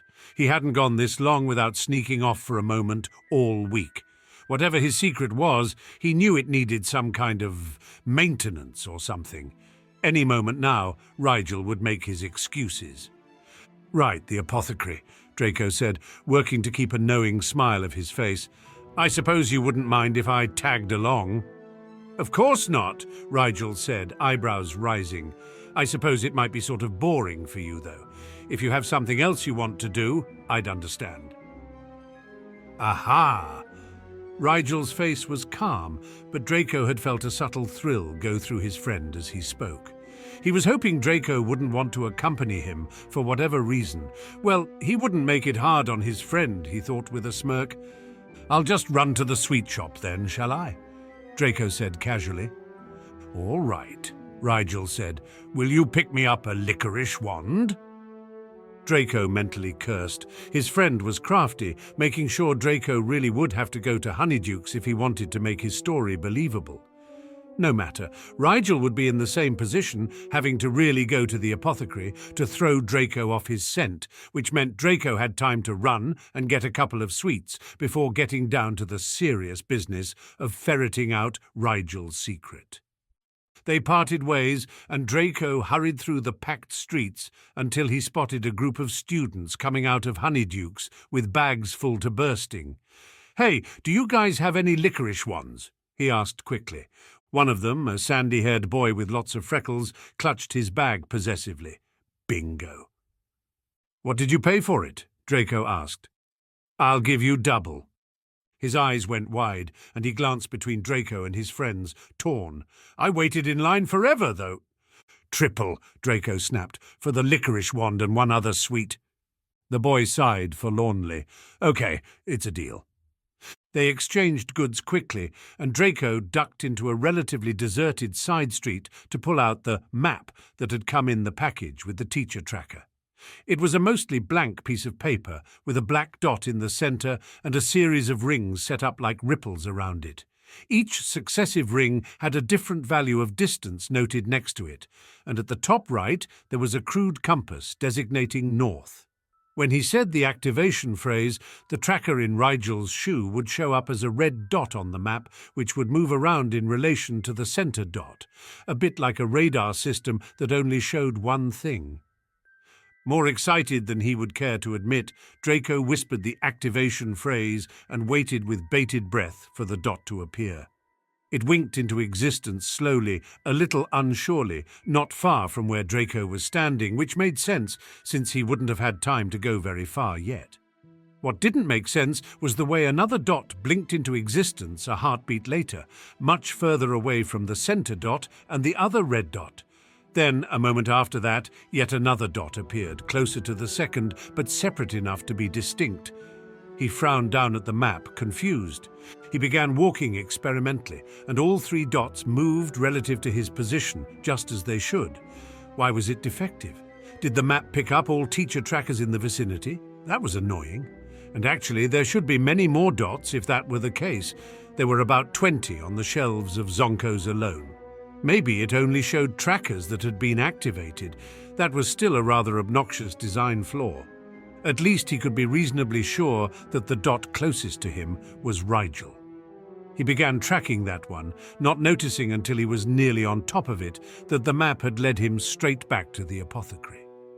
Maybe he was going to run his errand first and then sneak off. Draco settled into the alley across from the apothecary to wait. 15 minutes later, he was bored, and 25 minutes later, he was annoyed out of his mind. What was Rigel doing that was taking so long? Wasn't he in a hurry to get to wherever he had been sneaking off to? Draco was sure he would see Rigel meeting up with a mysteriously cloaked stranger who was extorting him for money, or else an older, more experienced paramour who was too embarrassed by Rigel's age to be seen in public with him. He looked down at the map again, but the dot he thought was Rigel was stubbornly in the same exact spot. He began to get uneasy. What if the map didn't work at all? What if Rigel had left his shoes behind? No, that was ridiculous. Rigel loved those shoes. And yet, what was he doing? No one could possibly spend so long picking out potions ingredients, not even Rigel. And what about that thrill of eager anticipation Draco had felt? He just had to be up to something. Draco's toes were starting to get cold, and he was sick of standing in the same alley without anything exciting happening. How did professional spies do it? They had to have more sophisticated methods of keeping track of people. He bet no real spy ever had to wait outside in the bitter elements for over an hour while their mark tried out all the cauldrons in the store or whatever Rigel was doing. Finally getting fed up, he crumpled the map in his pocket and stormed into the store. He found Rigel standing in front of a shelf of newt parts, a stupid smile on his face as he looked back and forth between a jar in his left hand and a packet in his right. "Rigel," Draco said, exasperated. "Have you been here the whole time?" Rigel blinked at him in mild confusion. "It's only been—" He glanced at the clock behind the register. 20 minutes, Draco. Did you have somewhere to be?" It was all Draco could do, not to strangle his infuriatingly oblivious friend. 20 minutes? As if. He felt like he'd been standing out there for hours. "It's fine," he grit out, suppressing an eye twitch with difficulty. "I'm almost done," Rigel said, voice apologetic now. "Here, what do you think? Should I get the single-wrapped newts or the bulk-packaged one? The bulk ones are better quantity per nut, of course, but they sometimes slip some shoddy-quality newts in with the good ones." "What difference does quality make in newts?" Draco asked. "The eyes, mostly," Rigel said. "Sometimes if the newt died under stress, the eyes are strained or damaged." "If you get bad eyes on a few, can you still use the rest of the newt?" Draco said. "Yes," Rigel said slowly. "I suppose I could just buy a small container of eyes in addition to the bulk-packaged newts. That's probably still cheaper than buying a bunch of individually packaged newts." "Thanks, Draco." Rigel smiled like he'd just solved Merlin's paradox. Draco did not immediately forgive the boy for wasting his time. As Rigel paid for his ingredients and the two of them started back toward the castle, Draco heaved a mental sigh of disappointment. It looked like his friend was more wily than he'd thought. He was a Slytherin, for all that sometimes he seemed more like a Ravenclaw. He supposed it was only right that it be hard to catch him out. Still, Draco had all semester. He would leave the tracker in Rigel's shoe, even if it did seem to be a bit glitchy. Eventually he would figure out what had his friend so secretive. That is, more secretive than usual. Rigel had no idea what was making Draco act so oddly while they were in Hogsmeade, but she was ready for an hour or so of quiet when she got back to the castle. She left the common room, which was pretty rowdy that Saturday, in favour of heading to the library, where quiet was guaranteed thanks to Madame Pince's stringently consistent enforcement habits. She had been planning to read some more of Dumbledore's handwritten textbook that afternoon, but when she caught sight of Ginny scribbling away at a corner table, she was reminded of a question she'd been meaning to ask the girl. Rigel made her way over and waited patiently while Ginny finished the paragraph she was working on. "To what do I owe this honour?" the redhead said, propping her chin on one hand in a parody of interest. "Do you have a minute?" Rigel asked. "I wanted to get your thoughts on something I'm working on." "I suppose," Ginny said, clearing her parchment and quill off to the side. "It's not like this charms essay was going to win any awards." "I'm sure it's very good," Rigel said politely. "I'm sure you're full of crap like usual." Ginny smiled sweetly. Ignoring her confrontational conversational style, Rigel sat across from the girl. "How is your occlumency coming along, if I may ask?" Immediately she was on guard. "Why?" "I've been working on mine, and I'm having creative difficulties," Rigel admitted. "I wondered if I could pick your brain for new ideas." Ginny shrugged, relaxing a little. "As long as you aren't doing so literally, sure. What's up?" "Well," Rigel said slowly, aware that this was a delicate topic for the second year. "When that construct had you imprisoned in your mind—" "Careful, Rigel," Ginny said sharply. "Pretend it was the other way around," Rigel said quickly. "Imagine you were trying to imprison something, him or anything similar, really, in your mind." "Why?" Ginny frowned, looking uncomfortable. "Just for the sake of the exercise," Rigel said, shrugging off the question for the moment. "How would you do it? I mean, you have experience being on the other end of it, so I thought you would have good ideas on what you would do, what kinds of safeguards you would put into place, that kind of thing." "Rigel, what are you doing?" Ginny leaned forward and lowered her voice. "If you're trying to build your own construct, I will personally poke your idiot eyes out." "I'm not," Rigel promised. Remember I talked to you last year about building a guardian for my mind? Something semi-autonomous that would take the place of active occlumency in a pinch?" "I remember telling you it was a terrible idea," Ginny hissed. "Have you learned nothing?" "I have," Rigel said, mildly offended. "I've put lots of restrictions on it, based on what I've learned, and that's why I'm asking you to see what you learned, and if it's different than what I thought of." Ginny looked sour, but said, "What have you done so far?" "Well," Rigel said, a bit excited to be talking about her personal project with someone else, "I've already got a form for it, kind of a hollow shell that I'm planning on making autonomous." "How?" Ginny broke in, frowning fiercely. "I'll get to that," Rigel said. "It's theoretical. Anyway, I gave the construct a form like a human so that it could move around the mindscape and fool an intruder into thinking it was me if necessary. I knew there were areas that I didn't want it to have access to, though, in case it could be influenced by an intruder and, I don't know, turned against me or something. So I altered the defenses around other areas of my mind, specifically those containing my magic, my consciousness and my memories. I figured there wasn't much damage it could do to me that way, but it would still be able to fight off anything that came into my mind from the outside." Ginny nodded slowly. "That's good, but you can't only think of yourself. The mists aren't only an entrance, they can be an exit too. That's how real legilimens get in and out of other people's heads. If you're going to create something even potentially dangerous, you better make sure it can't leave your head and get into someone else's." Rigel blinked, taken aback by that idea. "I didn't think of that at all. I don't know legilimency. Do you really think something I created would have any way of figuring it out if I don't have the knowledge myself?" "You said you were making it semi-autonomous," Ginny said, eyebrows lifted challengingly. "Doesn't that mean a basic level of sentience?" "You're right," Rigel frowned. "I'll have to build a perimeter of some kind to keep it in. That will take some time, but maybe I can work it into a first line of defense to keep others out too. That would be fairly efficient." "What about the parts of your mind that control physical movement?" Ginny asked. "It might be able to control your body, even if your consciousness was out of its reach." Rigel considered that. "The physical ties to the body are all over the mindscape. I couldn't block off its access to all of them without severely limiting its usefulness. I don't think it would be able to take over my body if my consciousness was free, though. I have the stronger tie to my physical self than an outside presence, after all." "It isn't an outside presence," Ginny said pointedly. "It'll be an extension of you, right?" "Exactly," Rigel said. "A part of me.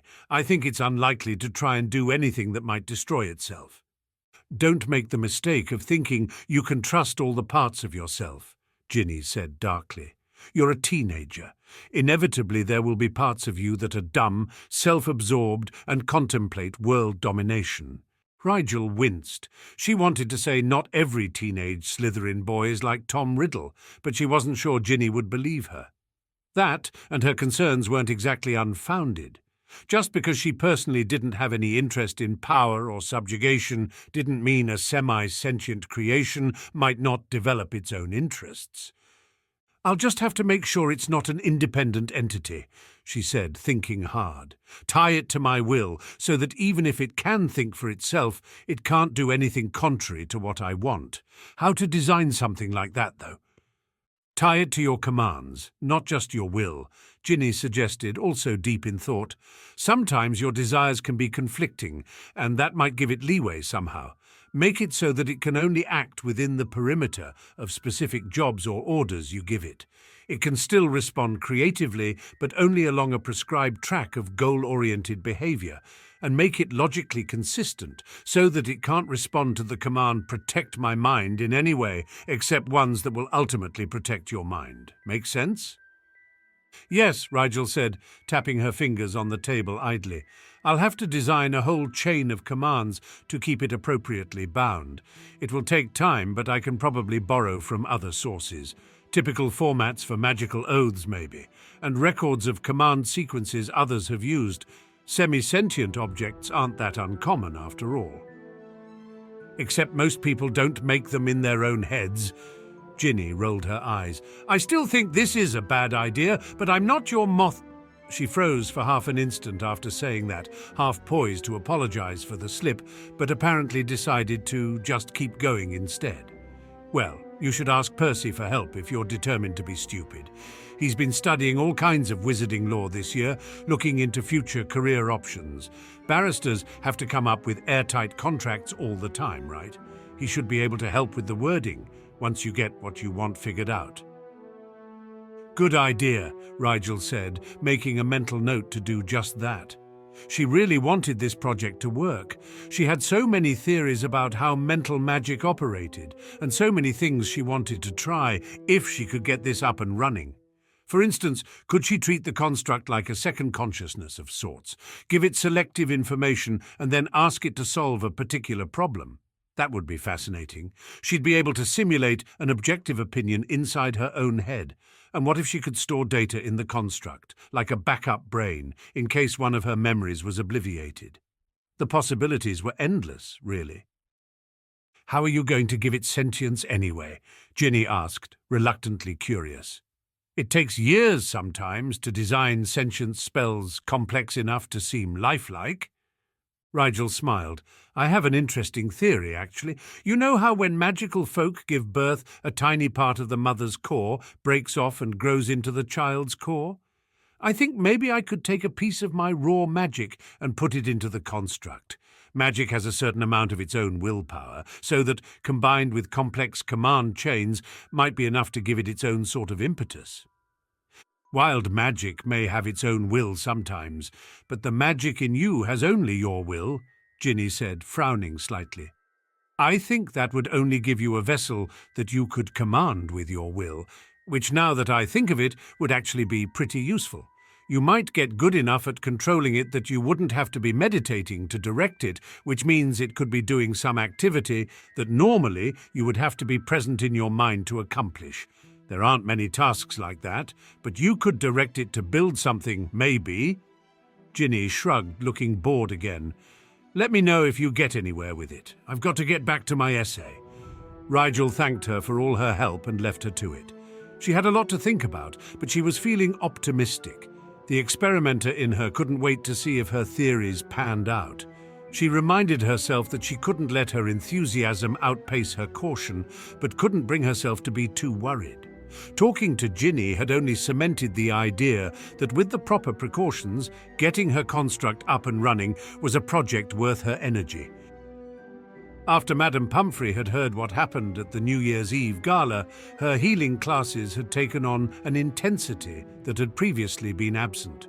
The older woman had muttered something uncomplimentary about young people who thought they were fully qualified at something just because they'd read a few books on the subject, and determined that if Rigel was going to be healing real people so much sooner than the nurse had anticipated, then at least no one would be able to say she hadn't taught him well. As such, her lessons had been running longer than usual, with Pumphrey packing as much information into each session as the madam possibly could. The nurse had also taken to insisting that Rigel practice on human subjects when it was possible, as in the case of diagnostic spells and charms. Unfortunately, that was also where they ran into a bit of a snag. You cannot understand what the reading should look like if you haven't seen it on a healthy person, Madame Pumphrey said, exasperated. This charm is much more in-depth than the ones we've been working with, and that means the information it gives is both more complicated and harder to interpret correctly. I've already cast it on you, Rigel said, a stubborn tilt to her chin. And now you must cast it on yourself, Pumphrey said, hands on her hips.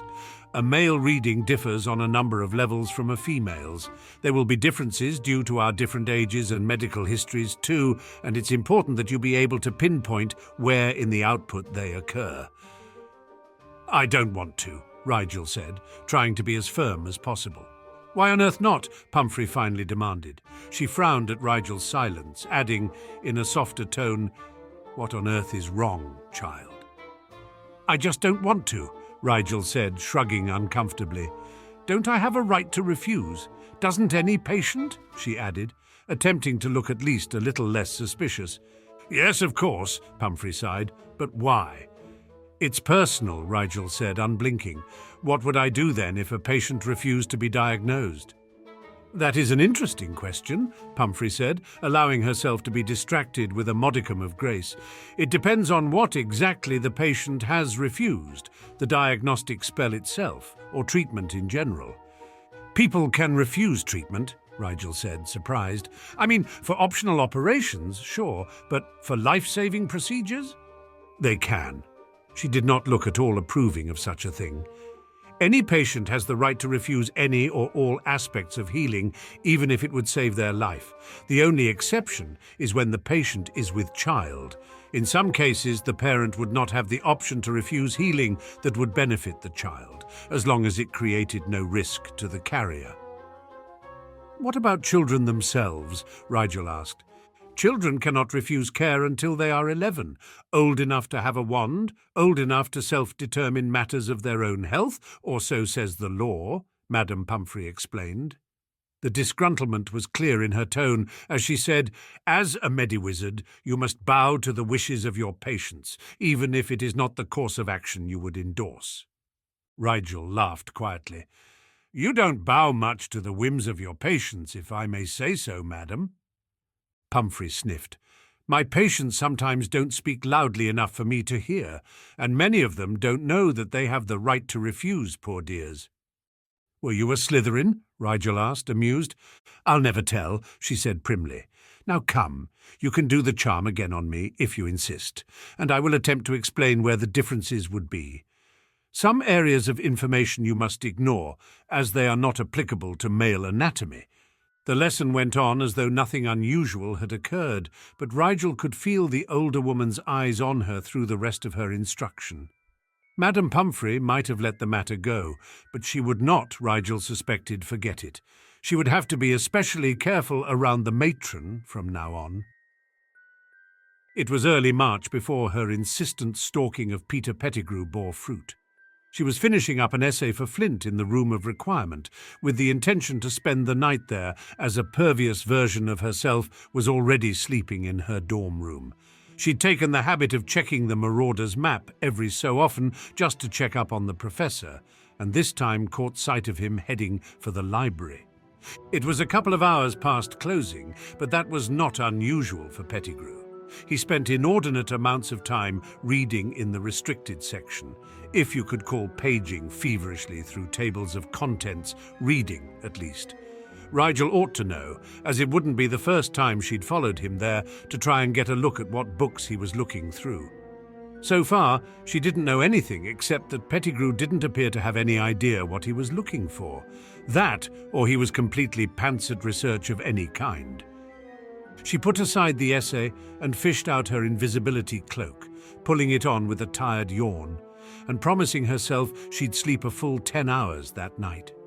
The halls were silent as she made her way toward the library, avoiding ghosts and patrolling prefects deftly.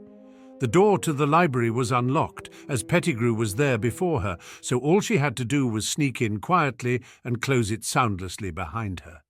The trick would be getting out before Pettigrew relocked it. The other night she was almost certain he'd felt the displacement of air as she slipped out just behind him. Pettigrew carried a fairly bright lamp to read by, so it wasn't particularly difficult to see where he was. By the books on magical compulsions again, she thought. She was coming to know the layout of the restricted section rather well, from all the hopping around Pettigrew did while she observed him. He was sweating slightly in the light of the lamp as he shakily turned page after page, muttering anxiously to himself as he was wont to. After a short time, he sighed despairingly with a murmured, "No, no, no, this isn't it at all."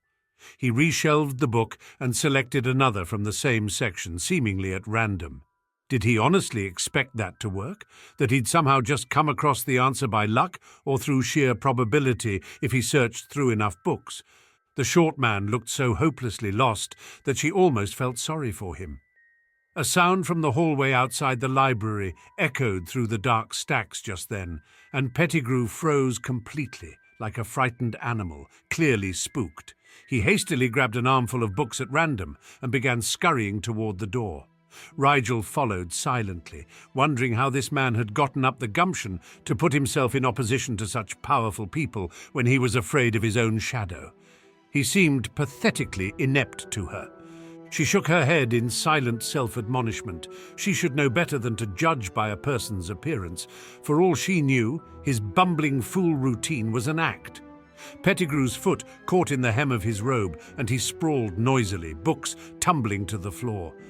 In his scramble to pick them up, his knee became tangled in his shoulder bag, and the moment he attempted to stand, the seam split and papers fluttered into the air around his dismayed expression of stupor. It could be a very good act, she supposed dubiously, as the man fumbled and muttered as he attempted to collect all the books and papers that had spilled. Halfway through, he realized he ought to repair his bag first, and had to put everything down and start again. Rigel shifted her focus impatiently, feeling slightly rude while watching him crawl around so piteously. Her gaze caught onto a piece of parchment covered in scribbled notes, which had floated, unnoticed by Pettigrew, a fair distance further than the other papers. Holding her breath, she crept forward slowly until she was right next to it, then lifted the cloak just enough to drop it quickly over the stray parchment before Pettigrew noticed it. There was a slight rustling noise, but when the creature's professor looked over fearfully, he didn't seem to see anything amiss. He stuffed all the papers away into his newly repaired bag and left at something close to a run, books encumbering him so much that he appeared not to bother locking the library behind him. Sloppy, Rigel thought, as she bent to pick up her prize and slip it into her pocket. She locked the door herself on her way out and made her way quickly back to the come-and-go room. Once situated comfortably, she took out the scrap of notes that she'd claimed and swiftly perused it. There was a passage of some kind written out shakily at the top of the parchment. It looked like prose of some kind, or perhaps a poem. Underneath, and filling up the edges of every margin, was a collection of scribbled notes and half-formed ideas that were apparently Pettigrew's attempts to decipher the paragraph at the top. Wondering what had been so important for him to figure out, Rigel began to read the passage carefully. If dominion is desired, domination is required, tilde ere the moment be expired. To reach for self-same power is to see creation cower, tilde or to find oneself devoured. The birds and beasts and flowers will conspire through the hours, tilde to contend these rising powers. So if supremacy you seek, look to reign beyond the weak, tilde else your destiny be bleak. Master yourself, master the other. Take control or be took by another. Keep power alive, yet under control. Dominion will answer, transforming the soul. Ascend and rule, but bear the cost. Beware what comes of power lost. She rubbed her eyes tiredly after reading it through twice. Well, that wasn't cryptic at all, she thought sourly. She'd always found riddles incredibly annoying. She preferred less oblique means of communication herself. She could start with the structure, though. There was something about the rhyme scheme that she thought was important. She looked tiredly over the passage, noting the two juxtaposed meter systems and counting the lines in each. 4 lines of tripled rhymes followed by 3 rhyming couplets. 7 rhyming units total, a number of power, the arithmancy student in her noted. Where had she heard about magical prose? Sometime talking to Pansy, she thought, racking her mind for the memory. Her blonde friend had mentioned the importance of rhyming schemes in relation to one of her homework assignments. It hadn't been an assignment she shared with Rigel, which meant it was for one of her other extracurricular classes, but which one? Divination or care of magical creatures? After a sleepy attempt to recall the details of the brief conversation, she remembered where she was and asked the room politely for a book on the technical aspects of magical poems and prose. An incredibly dense tome landed in her lap with a cloud of dust that sent her into a brief, sneezing fit. Rigel paged through the book to the chapter that dealt with identifying pieces of magical literature by their structure. She skipped over the sections on identifying spells, chants, vows, summonings, and various other rituals, eventually finding a section on divination that looked promising. It was a prophecy, she groaned in belated realization, or something very close to one. It followed exactly the pattern said by the book to be favoured by Centaurian foretellers. According to the short paragraph the author offered on the 7-part rhyme scheme, it wasn't a true prediction of the future, more a prophetic collection of knowledge pertaining to an unknown subject. Centaurs weren't as reliable as human seers when it came to predicting specific moments or events, but they could read general information on a broad range of topics from the stars. Still, where had Pettigrew found such a passage? As far as Rigel knew, centaurs rarely gave prophetic advice to wizards, and unlike human seers, almost never consented to their predictions being recorded. Even the book she had open on her knees referenced the rhyming structure as an oral pattern of conveyance. The bed in the corner of the room was calling to her, but she knew she should at least make an attempt to figure the passage out before going to bed. It would only keep her awake if she didn't. It was definitely about the Dominion jewel, aside from the fact that she'd taken it from Pettigrew, who couldn't be researching anything else. The word Dominion was capitalized on the paper. Wait, if it was a centaur foretelling, then how would there be capitalized words? Were they arbitrary or a true reflection of the inflection given by the original speaker? Rigel supposed ruefully she had no way of knowing, so she would take the capitals as important on faith for now. Scanning the verses for any other obvious conclusions, she grimaced slightly. There was a lot of mention of controlling things, and dominating and mastering and reigning. That didn't bode well. Neither did the ominous warnings about being devoured and the explicit mention of cost. In her experience, any magic that referenced sacrifice so blatantly was either powerful, dangerous, or a potent combination of both. All right, let's take it line by line, she thought with resignation. Why couldn't Pettigrew have accidentally dropped a passage with very explicit directions on how to neutralize the jewel's power, or maybe a map to where he was hiding it? The part about desiring dominion seemed clear enough. It was introducing the requirements for using the jewel. Domination being necessary wasn't entirely surprising, though she had to wonder if Pettigrew met that qualification at all. The moment be expired part was promising too. If there was some kind of time limit, then maybe Pettigrew wouldn't be able to gain the power he sought before it was reached. He had looked pretty panicked for time while going through library books.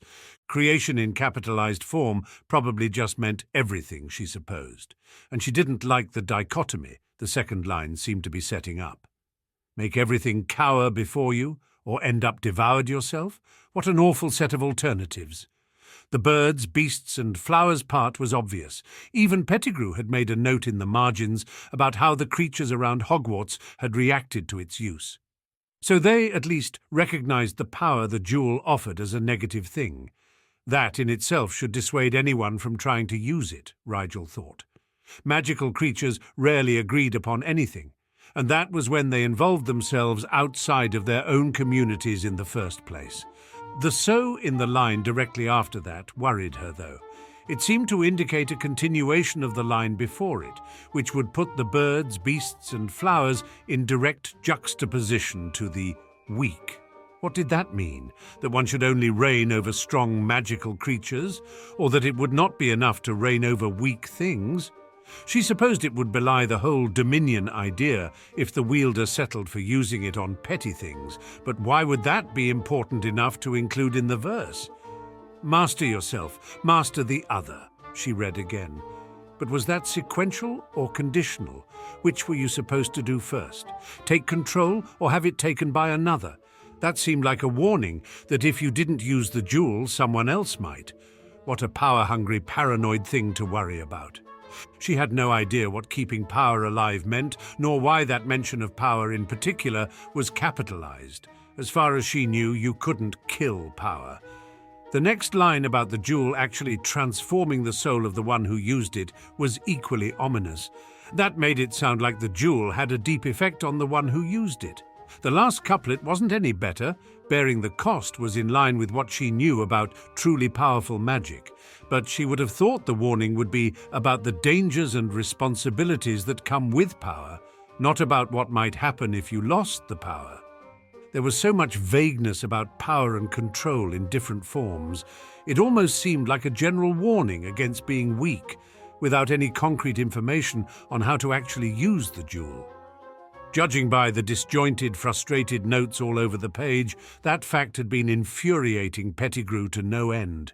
Her brain was protesting violently in the form of a headache that throbbed in time with her heartbeat, so Rigel set the parchment carefully aside and decided to call it a night.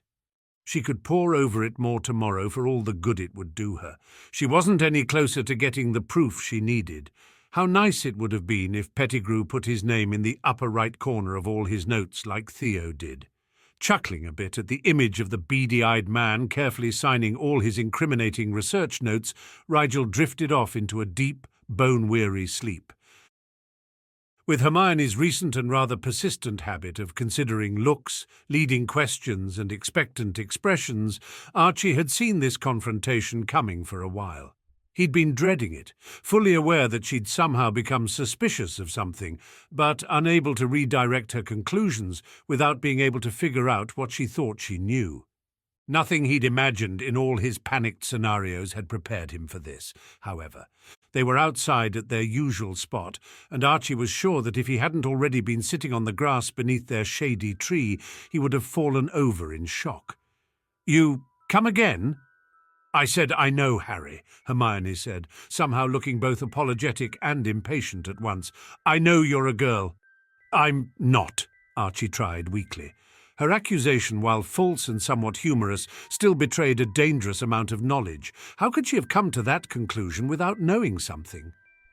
Hermione sighed and managed to summon a very disappointed look that Archie was pretty sure they only taught people with small children.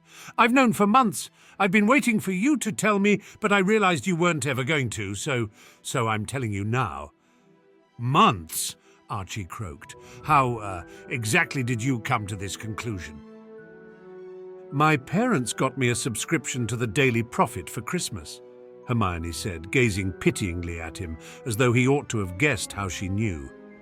"I saw the article they did on the gala the Sow Party hosted. It said that someone had almost died there, and then mentioned that your dad was head of the minister's security detail. I was perplexed, because it went on to say that Aura Potter's own daughter was one of the 2 people who saved the life of the man who was attacked. I was so confused, Harry, because I knew you had a little sister, but you'd never mentioned any other siblings." Hermione was rambling now, the words spilling out quickly and almost pleadingly. "I went to the British Ministry and tried to look up some information about your dad, thinking maybe he had a child from a previous marriage you hadn't told me about. Only they don't let citizens access ministry personnel records, apparently, so I had to go through the individual genealogy records kept by the ministry's Department of Magical Heritage. Did you know your family is in the Book of Gold?" The last was said with a demanding glare, which Archie was too distracted to cower appropriately before. "Yes," he said, swallowing roughly. "Those records aren't always updated correctly, though." "Don't bother," Hermione huffed. "Even after I saw your entry written as Harriet Potter in the Book of Gold, I wasn't entirely certain. So I went to the Bureau of Magical Land Management and talked my way into looking at the estate records by saying I was doing very important research about the conservation of folded space for wizarding wildlife." "You shouldn't lie to ministry officials," Archie croaked. "Don't you dare talk to me about lying right now, Harry," Hermione hissed. "Guess who the Potter estate is currently entailed to? The heiress Harriet Potter, eldest daughter to the current lord." She folded her arms triumphantly and waited with raised eyebrows for him to collect his thoughts. It wasn't a disaster. She hadn't accused him of anything awful yet, like being someone else entirely. So she knew Harry was a girl. Harry was a girl, and it wasn't like that was really a secret, back home anyway. Looking at her pouting lips, Archie suspected Hermione was more concerned with the idea that he'd been lying to her for 2.5 years than with wondering why. "That's very impressive deducing," Archie offered, smiling in a transparent attempt to lighten the air between them. Hermione's face only darkened. "You lied to me, Harry, to everyone here. Do you know how stupid I felt once I'd figured it out?" "You're not stupid," Archie exclaimed, feeling suddenly awful. "I know that," Hermione snapped. "And yet I somehow missed all the signs leading up to this. How your letters were always addressed to Harriet, how you had to explain to even the teachers at the beginning of first year that your dad was just playing a joke on them. But he wasn't this whole time. You were the one playing the joke." "It wasn't a joke," he said quietly. "And how you never invited me over to meet your family or let me stay to meet them at the airport, even though you've met mine half a dozen times," Hermione went on, working herself up into a real rant. He supposed she'd been bottling it in for a while. "And how you flirt outrageously with everyone you meet because you're overcompensating for the fact that you're not really a boy." Archie didn't suppose she was in the mood to hear that that was a genuine part of his personality. "Were you ever going to tell me?" Hermione asked, her eyes slightly wet with suppressed hurt. Archie had never felt more a cad, but he didn't know how he could fix things without jeopardizing everything he and Harry had been working for. If it was just his dream, maybe he could give it up for Hermione's friendship and understanding. Harry's dreams were everything to her, though. He could never betray their ruse like that, not even for his best friend. Somehow he would have to improvise and hope that Hermione was as wonderful as he thought she was. "I didn't want you to think of me like that," Archie said after some quick thinking. The only way out of this was to invoke Hermione's sense of compassion. "If I told you I was a girl, pretending to be a boy, you'd always treat me as some kind of imposter instead of understanding who I really am." Hermione's concentration was beautiful as she tried to follow the trail he was laying down. "You don't identify as a girl?" "It's always been a struggle for me to feel like I belonged in my own skin," Archie said, trying to squash the feeling of incredibly guilt he felt at misleading her like this. "I thought, coming here, it would be like a fresh start. I could be the person I want to be instead of who I was born." That much at least was true. And Harry was a bit of a tomboy, so he wasn't stretching reality too much. "Don't you think it would be better to come to terms with yourself rather than try and suppress parts of it?" Hermione asked, frowning concernedly now. That was good, he told himself. If she was worried about him, she would be less likely to think up more sinister reasons he might have for hiding his gender. "I've been working on it," he lied. "Time to set some groundwork, and wouldn't Harry be proud?" She was always telling him to think ahead. "Maybe one day I can go back to being a girl. For now, though, I'm more comfortable like this. Does it really bother you so much?" "It bothers me that you lied about it," Hermione said, eyes narrowed. He could tell most of her anger had bled away once she felt she had an adequate explanation, though. "Have you even talked with your parents about it?" "Not exactly," Archie grimaced. That would certainly be awkward. "Well, you should," Hermione said firmly. "It's not healthy to bottle things up like this. I'm sure your parents would understand and work through it with you. This is actually very common, you know. I've read about it in several reputable psychology books." "Of course you have," Archie said, smiling fondly. "I must say I didn't consider that you might actually feel more comfortable this way," Hermione said, frowning. "I should have thought of it. I was thinking maybe you'd done it as a big joke, or maybe as some sort of attempt to avoid sexist discrimination in the future. I know you've mentioned there's some unfairness in certain wizarding industries still, and I was prepared to lecture you sternly on how wrong it is to avoid the issue yourself, while everyone else in your situation is still subjected to unfairness, because you have to fight for change, of course. But, well, I'm glad that wasn't it," Hermione finished, smiling sheepishly. Archie kept a bland expression on his face through force of will, but he could feel his insides curling up in shame. Hermione's assessment had been once again too close for comfort. He could only imagine how angry and disappointed she would be if she knew that he was doing exactly what she'd feared. And worse, because the issue he and Harry were skirting was blood prejudice, which Hermione already felt very strongly about fighting against. It amazed him how mature she was. The idea that their duplicity tacitly endorsed the unfair system they were circumventing in the first place would have never occurred to Archie without someone pointing it out. But of course it was far too late to do anything about it now. He would just have to look for other ways to atone if he could. Perhaps once he was himself again, he could use what influence the Blacks had left to bolster Hermione's campaign. "If I may ask," Hermione said after a moment, how do you look like a boy? I can't see the girl in you even now that I know to look for it. Is that natural? Is this why you made me steal all the polyjuice in first year? I still never saw you taking any. If it is natural, what are you going to do in a few years when you fill out and it'll be obvious to anyone?" "Take a breath, Mione," Archie said, lips quirking a bit. If she was already starting to think of how he'd hide his gender in the future, then it looked like she was planning to stay friends after all. He wasn't sure he should tell her much more at first, but then realized that if they were going to be friends till they graduated, it would be very suspicious to Hermione if he never started looking like a girl.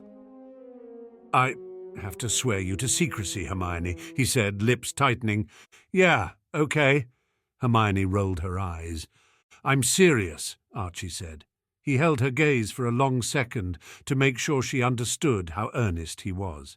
"I won't make you swear a binding oath, as if I would agree to something so reckless, but you must promise me solemnly to never tell anyone what I'm about to tell you," he concluded. Hermione bit her lip.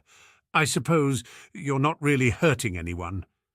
Her expression revealed the furious debate taking place inside her head, but in the end she sighed gustily. "Fine. But after this you are not getting rid of me, Harriet Potter. We are in this together." "Nothing would please me more," Archie said, smiling widely. "Then I promise not to tell anyone what you tell me about pretending to be a boy. I won't even tell anyone that you are pretending if you don't want, though I maintain that you should talk to your parents about this," Hermione said. "Noted," Archie said dryly. He gathered his courage, then said, "I'm a metamorph. It means I can—" "I know what it is," Hermione breathed, eyes widening. "That's so rare, Harry. I read it was only common to a couple of wizarding families." "It runs in the black line," Archie told her, "and my grandmother was a black. I haven't told anyone, though, not my family, not anyone, but it's how I live as a boy." "So this isn't what you really look like?" Hermione asked, looking perturbed. "Not really," Archie said wryly. She really had no idea. She said, taking it in slowly. "It's almost a fateful coincidence that you would harbour such confusion about your inner self and then be given the means to manipulate your outer self, don't you think? Have there been studies of other metamorph magi? Maybe the feeling uncomfortable in your skin thing is a side effect of the ability, a natural adaptation of the brain, perhaps, or, well, I suppose I could look into it." Archie was amazed, as always, at the way Hermione's brain worked. "Just so you know, you could have told me sooner," Hermione said, tilting her head at him admonishingly. "My family happens to be very progressive." "I'll keep that in mind," Archie laughed, fully relaxing at last. Everything was going to be okay. His relief lasted until he realized that Harry would have to be informed of this development. He could feel the blood draining from his face immediately. She was not going to like this, and somehow he was certain it would end up being his fault.